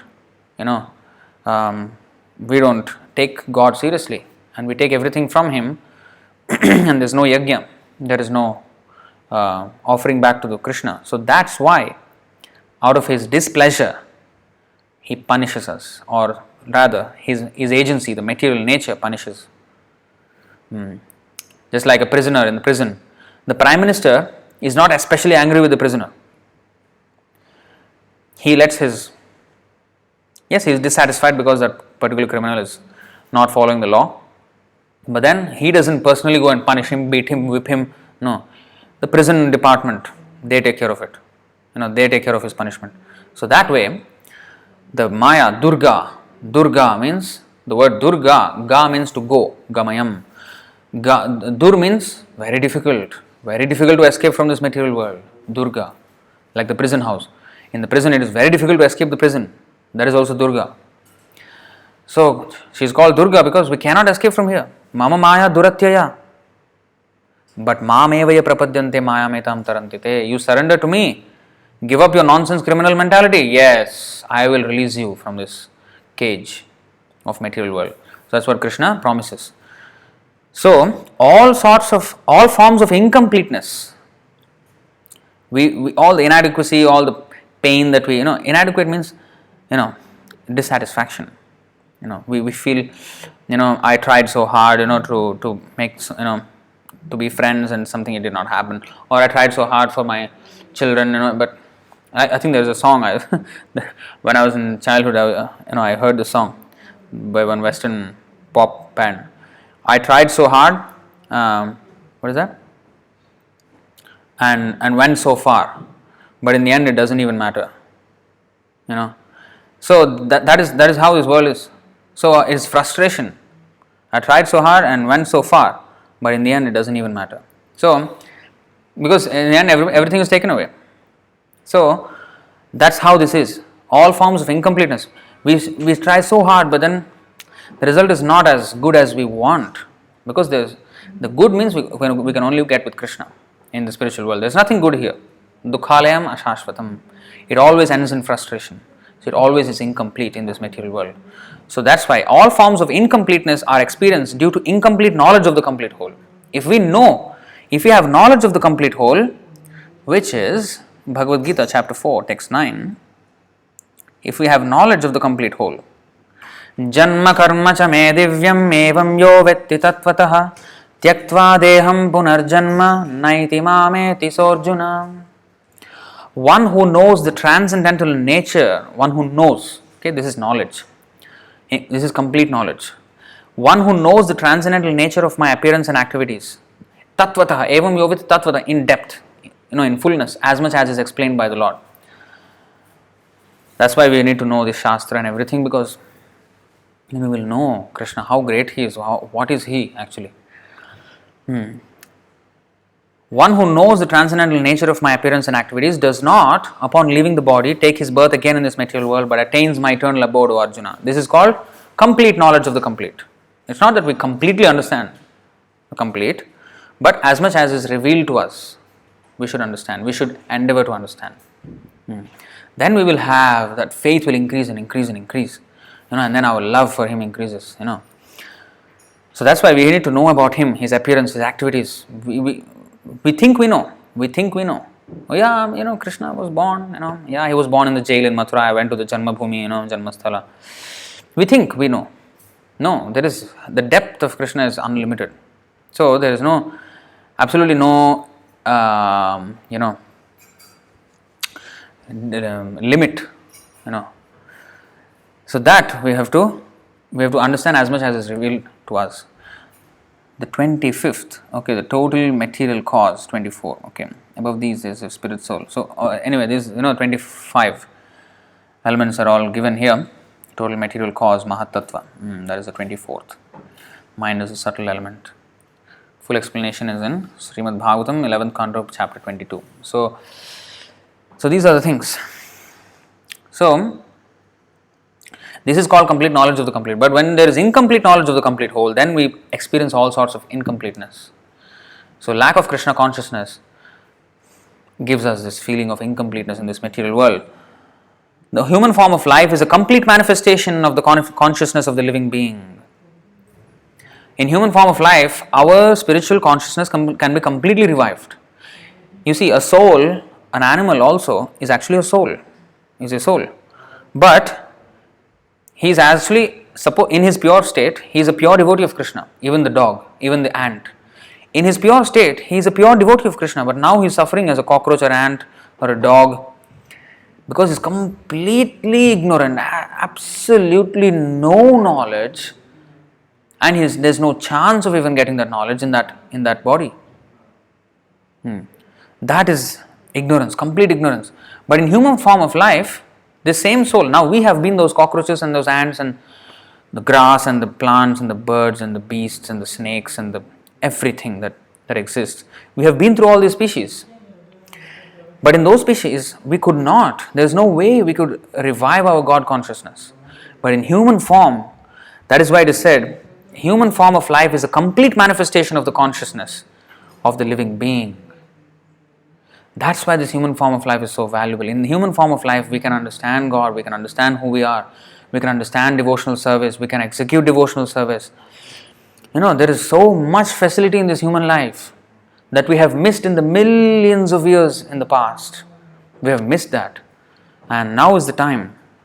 The human form of life is a complete manifestation of the consciousness of the living being, and it is obtained after evolving through 8.4 million species of life in the cycle of birth and death. How rare it is, this chance we have gotten. And it only lasts for 50, 60, 70, 80 maximum years. After that it's finished. A chance which we have gotten after millions and billions of years will last only less than 100 years. It's gone after that. So what we make out of this short period of time, and therefore we need to treat it as an urgency. We cannot think that, I still have time, I can relax a bit, let me take it at my own pace. Yeah, we have been taking it at our own pace, billions and trillions of years. This material universe, this universe has been existent for the past 155 trillion, 20 billion years. Because half of the life of Brahma is finished, and Brahma lives for 340 billion years, 311 trillion, 40 billion years. Half of it is finished. 155 trillion, 20 billion years have passed. And we, smart Alex as we are, we are still here taking our own sweet time, going at our own pace, snail pace. I think snail is even faster. And we have been in this material world just wasting time. How long you want to waste time? That's why that song Bhaktivinoda Thakur said, Jeev jago, Gaurachandra bole. Katha nidra, what is it? Jao mayar pisachira khole. How long you want to sleep in the lap of the witch Maya? How long? You have slept in long enough. Wake up from the slumber. Get up. Jeev jago, wake up. So that is Gaurachandra bole. Chaitanya Mahaprabhu is asking everybody to wake up. Katha nidra, jao maya pisachir kole, in the lap of which Maya. How long you going to sleep?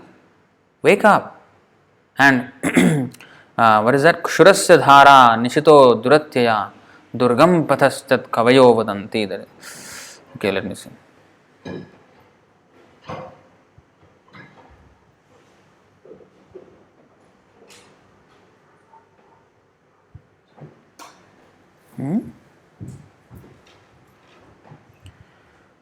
Kavayo. What does it say? Mayago. Kavayo. Kavayo vadanti. Where is that? Kavayo vadanti. Durgam pathastat kavayo vadanti. Where is it? Can't even find. How come? So it is there.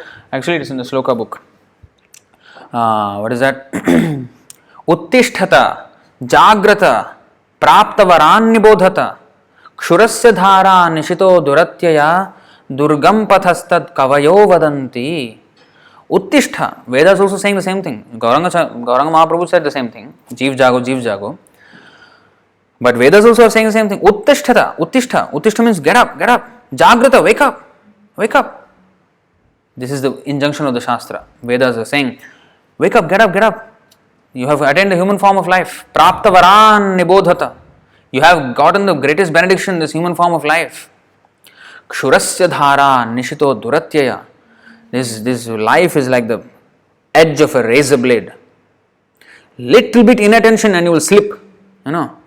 You're walking on a razor edge. That's why everything that we do, slight wrong thinking and it is sinful reaction. Slight wrong thinking is sinful reaction. And maybe so-called slight right thinking, there is a pious reaction. That is also bad. Because you have to take, for every reaction you have to take birth to experience that reaction. So taking birth is bad. Whether good family, bad family, whatever, pious or impious, you're going to take birth in this material world. That is bad. So it is like walking on the razor's edge. When you're shaving, a little bit inattention and it will cut. So like that, it is very, very dangerous. Durgam pathastat kavayo vadanti. It is very difficult path. So wake up and you are walking such a dangerous path by sleeping. It is even worse. By sleeping. So wake up and be attentive to the real mission of human life. The Vedas are proclaiming. Asitim chatuраಶ್ಚೈವ laksham jivajatishu. What is that? Brahmadbhir purusham prapyam manusham janma paryayat tadapi abhalatam jatah tesham atmabhimaninam varakanam anashritya govinda charanadvayam. Prabhupada wanted us to memorize this verse. So, Ashichim Chaturashchaiva. 8 point, Vrajageshwar Prabhu has given Uttishtata Jagrata. So, what is that? Ashichim Chaturashchaiva. 8.4 million species of life we are revolving. Laksham stan jivajatishu Brahmadbhe purusham prapyam manusham janma paryayat. After going through 8.4 million species of life, we get manusham janma paryayat, human form of life. But then tadapi abhalatam jatah, apalatam jatah. We make that fruitless by tadapi abhalatam jatah tesham atmabhimaninam. We have, because of our great pride, we don't surrender. Varakanam, fools. Varakanam anashritya. Ashritya means to take shelter of. But anashrita means they don't take shelter of because of their big pride. After getting human life, they don't surrender. What is that?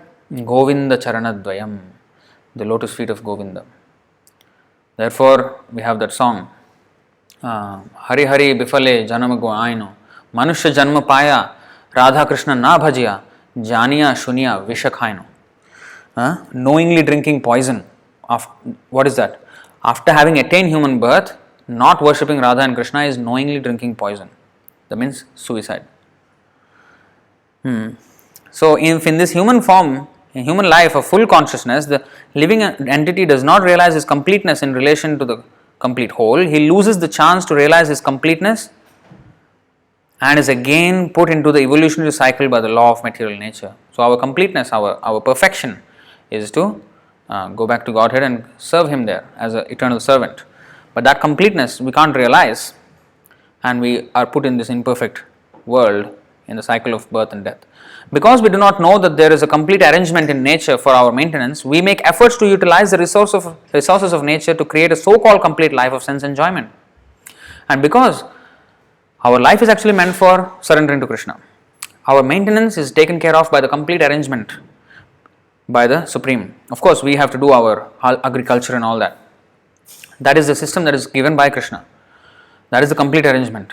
But we have our own plans. Therefore, it is said, because we do not know that there is a complete arrangement, this cycle of sacrifice, this actually keeps the thing going. But because we don't have this knowledge,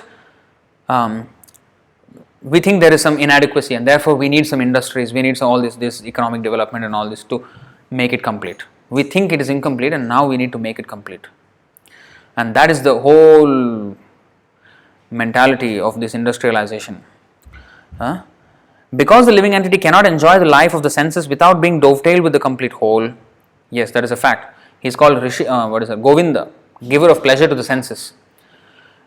Actually, one cannot be happy here in this material unless he serves Krishna. He cannot be happy in this material world. Vishwam Purna Sukhayate. For the devotee, even the material world is full of happiness because he is serving Krishna. Prahlad Maharaj said, Naivodvijay Paraduratya Vaitaranyas. I am not unhappy, I am completely happy because I am always glorifying you, my dear Lord Narasimha.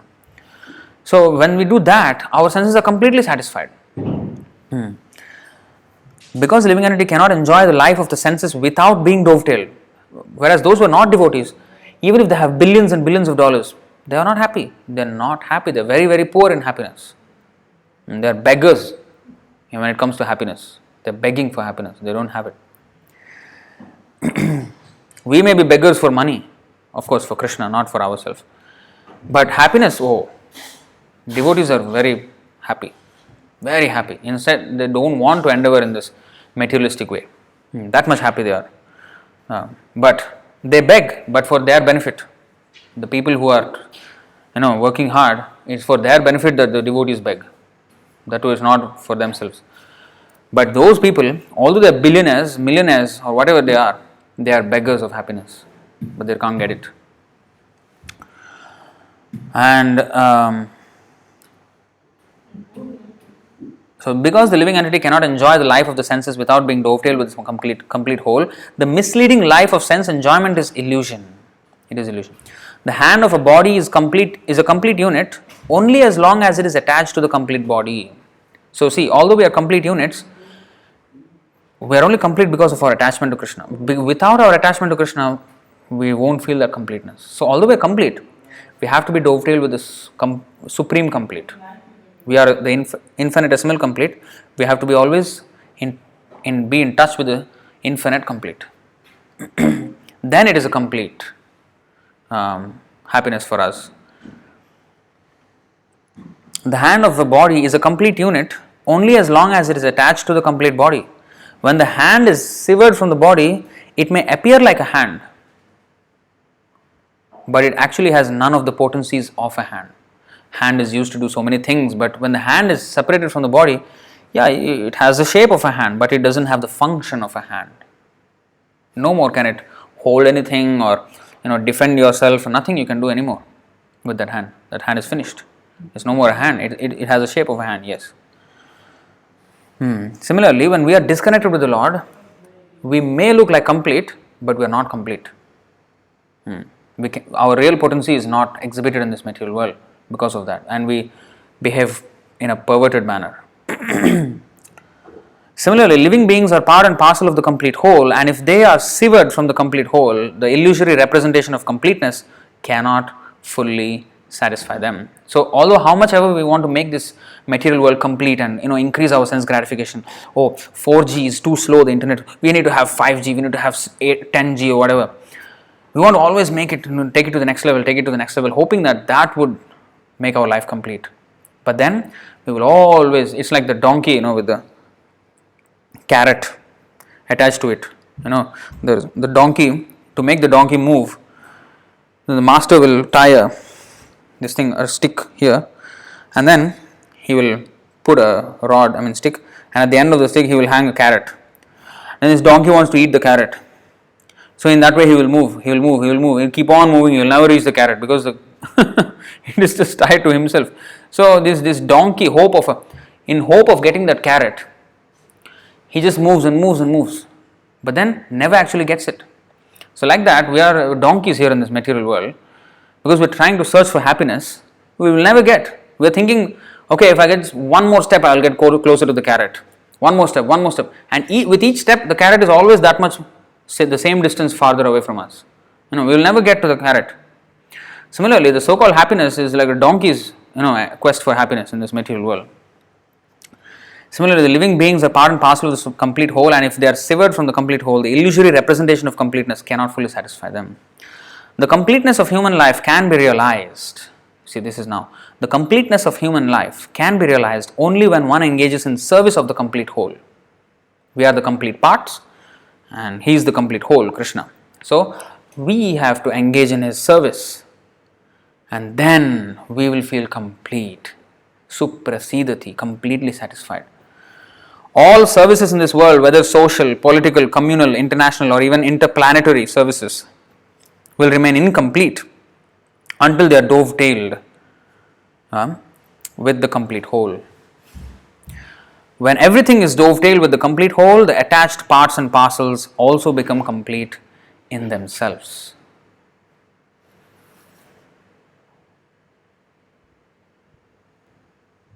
See that? So this is the whole verse. So I hope you understand all that complete.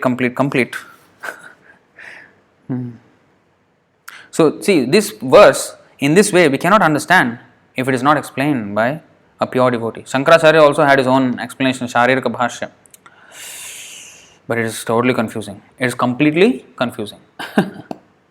Complete. That is all complete. Alright, so we have a few questions. Okay. So Virendra Prabhu is asking, the parts of the Vedas are Brahmanas, Āraṇyakas, Samhitas and Upanishads. Each of the 4 Vedas ends with a principal Upanishad. Can you explain? Well, the whole structure of the Vedas, there are so many. Actually, I do not even know. Like, these Upanishads are taken from some of these Vedas. Like Śrī Īśopaniṣad is taken from the Yajurveda. So in this way, they're parts of the Vedas actually, and they're compiled as separate again, Upanishads, and they're actually like sutra, like what is that? Sutra means like a headline. So like for example, Janmadhyasya yataha. Janma adi yasya yataha. Just 4 words. In short, a very, very, very big thing is explained in a very short amount of words. So that is what these sutras are all about, these sutras of the Upanishads. So they need a lot of explanation, but they are explained in the Smriti Shastra in great details, because the same Janmadhyasya yataha, the Vedanta Sutra aphorism, is explained in the Bhagavatam as Janmadhyasya yatonvayad itarataschartesh vabhigyasvarat tene brahma hridaya adikavaye muhyanti yatsurayah tejo varimridam yatra vinimayo yatra trisargom vrishad dhamna svena sada nirasta kuhakam satyam param dhimahi. Big explanation. So, and on this class, this is the very first verse of Srimad Bhagavatam. So on this verse, Srila Bhaktisiddhanta Saraswati Thakur gave class. Now, today's class is 2 hours plus already. 2 hours. He gave a class on this first verse of Bhagavatam for 3 months. 3 months he was speaking on the first verse of Srimad Bhagavatam. How much it can be expanded, There's no limit to the expansion of each of these verses. So, when such a huge amount of knowledge is condensed in few words, that is the sutra. Upanishads are full of that.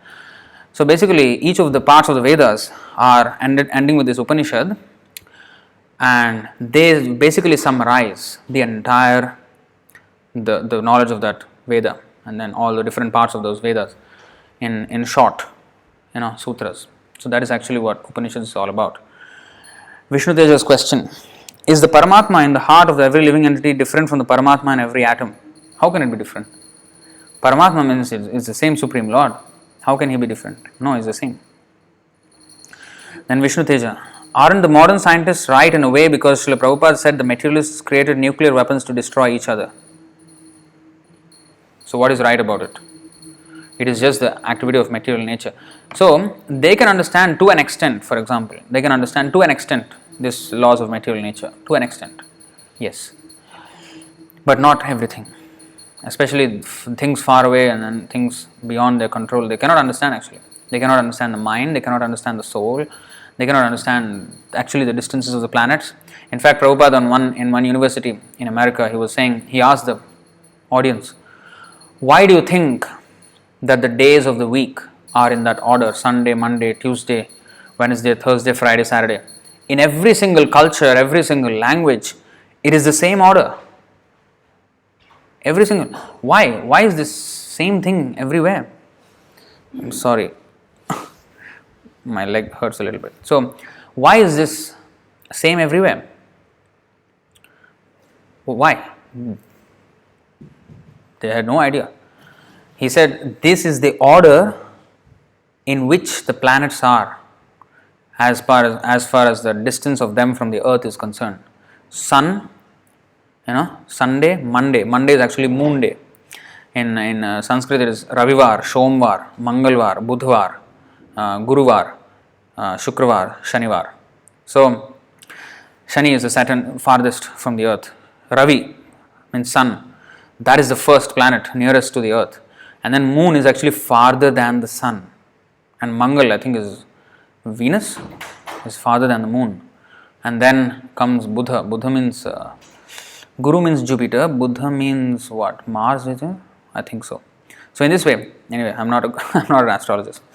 I may get it wrong. So anyway, so all these planets, they are in that order because that is the distance of them from the earth.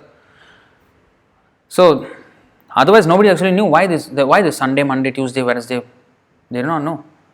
And Saturday is actually Saturn day. So Saturn is Shanivar. So Tuesday and all these things are different versions of, different ways of meaning the same, all these planets. Yeah, maybe in Latin or Greek or whatever is the etymology of those words. But these,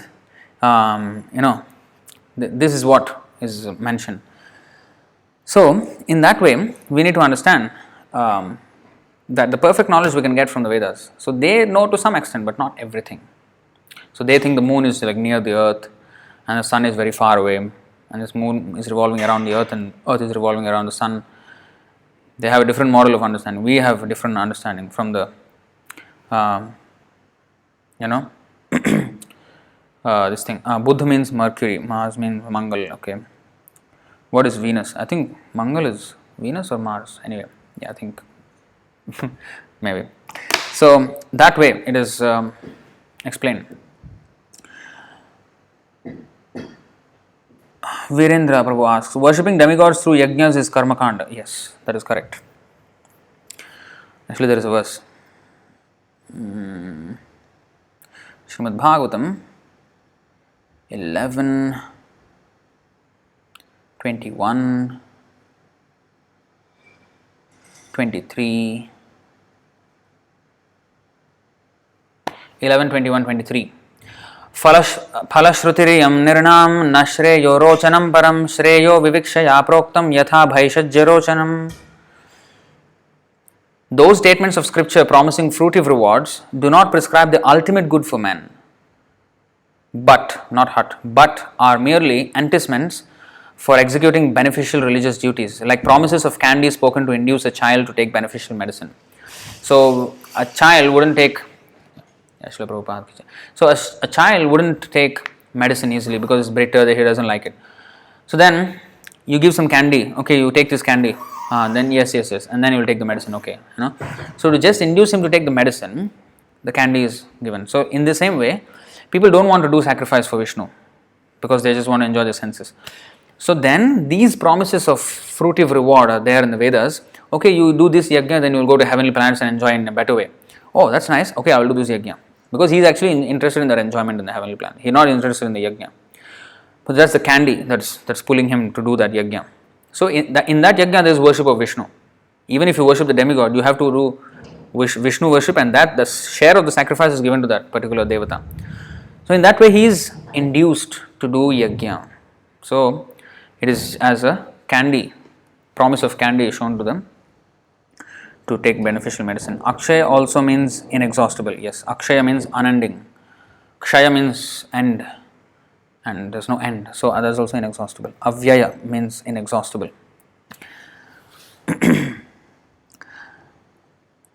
Vishnu Teja. Akshaya also means eternal, because end means finish, death. Akshaya, no end, eternal. Avyaya especially means inexhaustible, because even if you take away everything from him, he will still remain complete. He is not empty in that way. Akshaya, whereas Akshaya means there is no end of him, in that way. Then Vishnu says, are the demigods satisfied when Mayavadis do japa with Om? No, demigods are devotees, so they are not Mayavadis, they are actually devotees of Krishna. So a devotee usually doesn't like Mayavadis. Then Virendra Prabhu asks, the Mayavadis impersonally say Brahman Satya Jagan Mithya. What is Vaishnav theory? So they say Brahma Satya, the spirit is real, and this Jagat is Mithya, this world is illusion. But as Prabhupada said, no, actually this is not just illusion, it is also real. It is real, but this is temporary. Just like when the exhibition is put up, when there is the exhibition, one can make real money out of it, but it is for temporary. You can't make money all the time from it, because after some time the tent won't be there. If you still are there and trying to sell, and nothing will be there because the exhibition is finished, the time is finished. So, but as long as it is there, you can derive benefit from it, and that money you can keep. Even after the exhibition is finished, you can keep it. So, similarly, we have to profit from this temporary world, from this temporary life, and take how to extract eternal profit from temporary world. So that is intelligence. That is the best return on investment. So we have, say, 80 years on an average, 80 years in this life. So how to extract eternal benefit from this 80 years? So execute devotional service, and then we will be open to unending, infinite life in the spiritual world. So that is intelligence. So to gain eternal profit out of this temporary world, that is real deal. But if we think that this is all in all, then that is foolishness. So that is the illusion. As I said, the rope is not illusion, the snake is not illusion. But to think that the snake is a rope, or to think that the rope is a snake, that is illusion. If I see a rope and I say, oh, I become afraid, oh, that is a snake. So that is my foolishness, because I thought something as something else. But it is it was just a rope, okay. But that doesn't mean that there is no such a thing as a snake. There is a snake, but this is not the snake. To think one thing as to be another, that is. So to think that this material world is a place for happiness, that is illusion. Just like the water is reality, the mango on the tree is reality. But to think that the mango is in the water, that is illusion. So like that. Chaitanya Chandra Das, I have a question about Diksha Parampara, can you explain about it? Oh, this is a big topic, so we don't have time, and it's actually out of topic for today's class, so kindly excuse me on this. Vrajagishwar Prabhu, the three modes of material nature are included there too, right? The three modes of material nature. Yeah, in the 24 elements.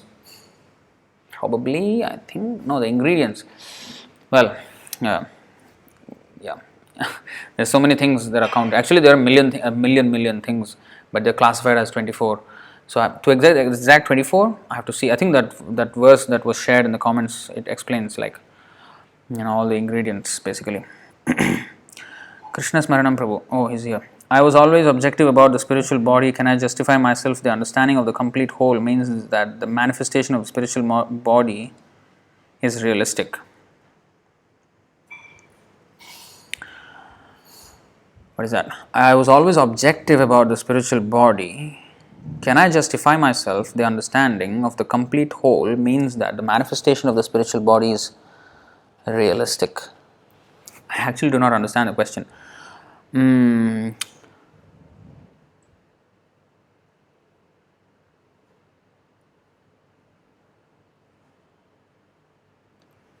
I actually do not understand. I mean, the spiritual body is real. It's just that it's covered by the material body now. But yeah, it is real. I mean, it's real. Then Virendra and Prithviraj Mishra Prabhu are saying that, okay, Shukra refers to Venus. Okay, good. Okay, now it is more clear. So Mangal refers to Mars. Buddha refers to, what is that? I forget again. Let's see. Buddha means Mercury. Okay. Guru means Jupiter. Shukra means Venus. And Shani means Saturn. So these are this thing. All right. Some questions I couldn't answer, sorry, but I hope that is useful. All right, thank you for this session, and we will meet again tomorrow with the first verse of Īśopaniṣad. Hare Krishna, Jaya Śrīla Prabhupāda ki Jaya, Īśopaniṣad ki Jaya. Nitāya Gaur Premanande, Hare Bol, Hare Krishna.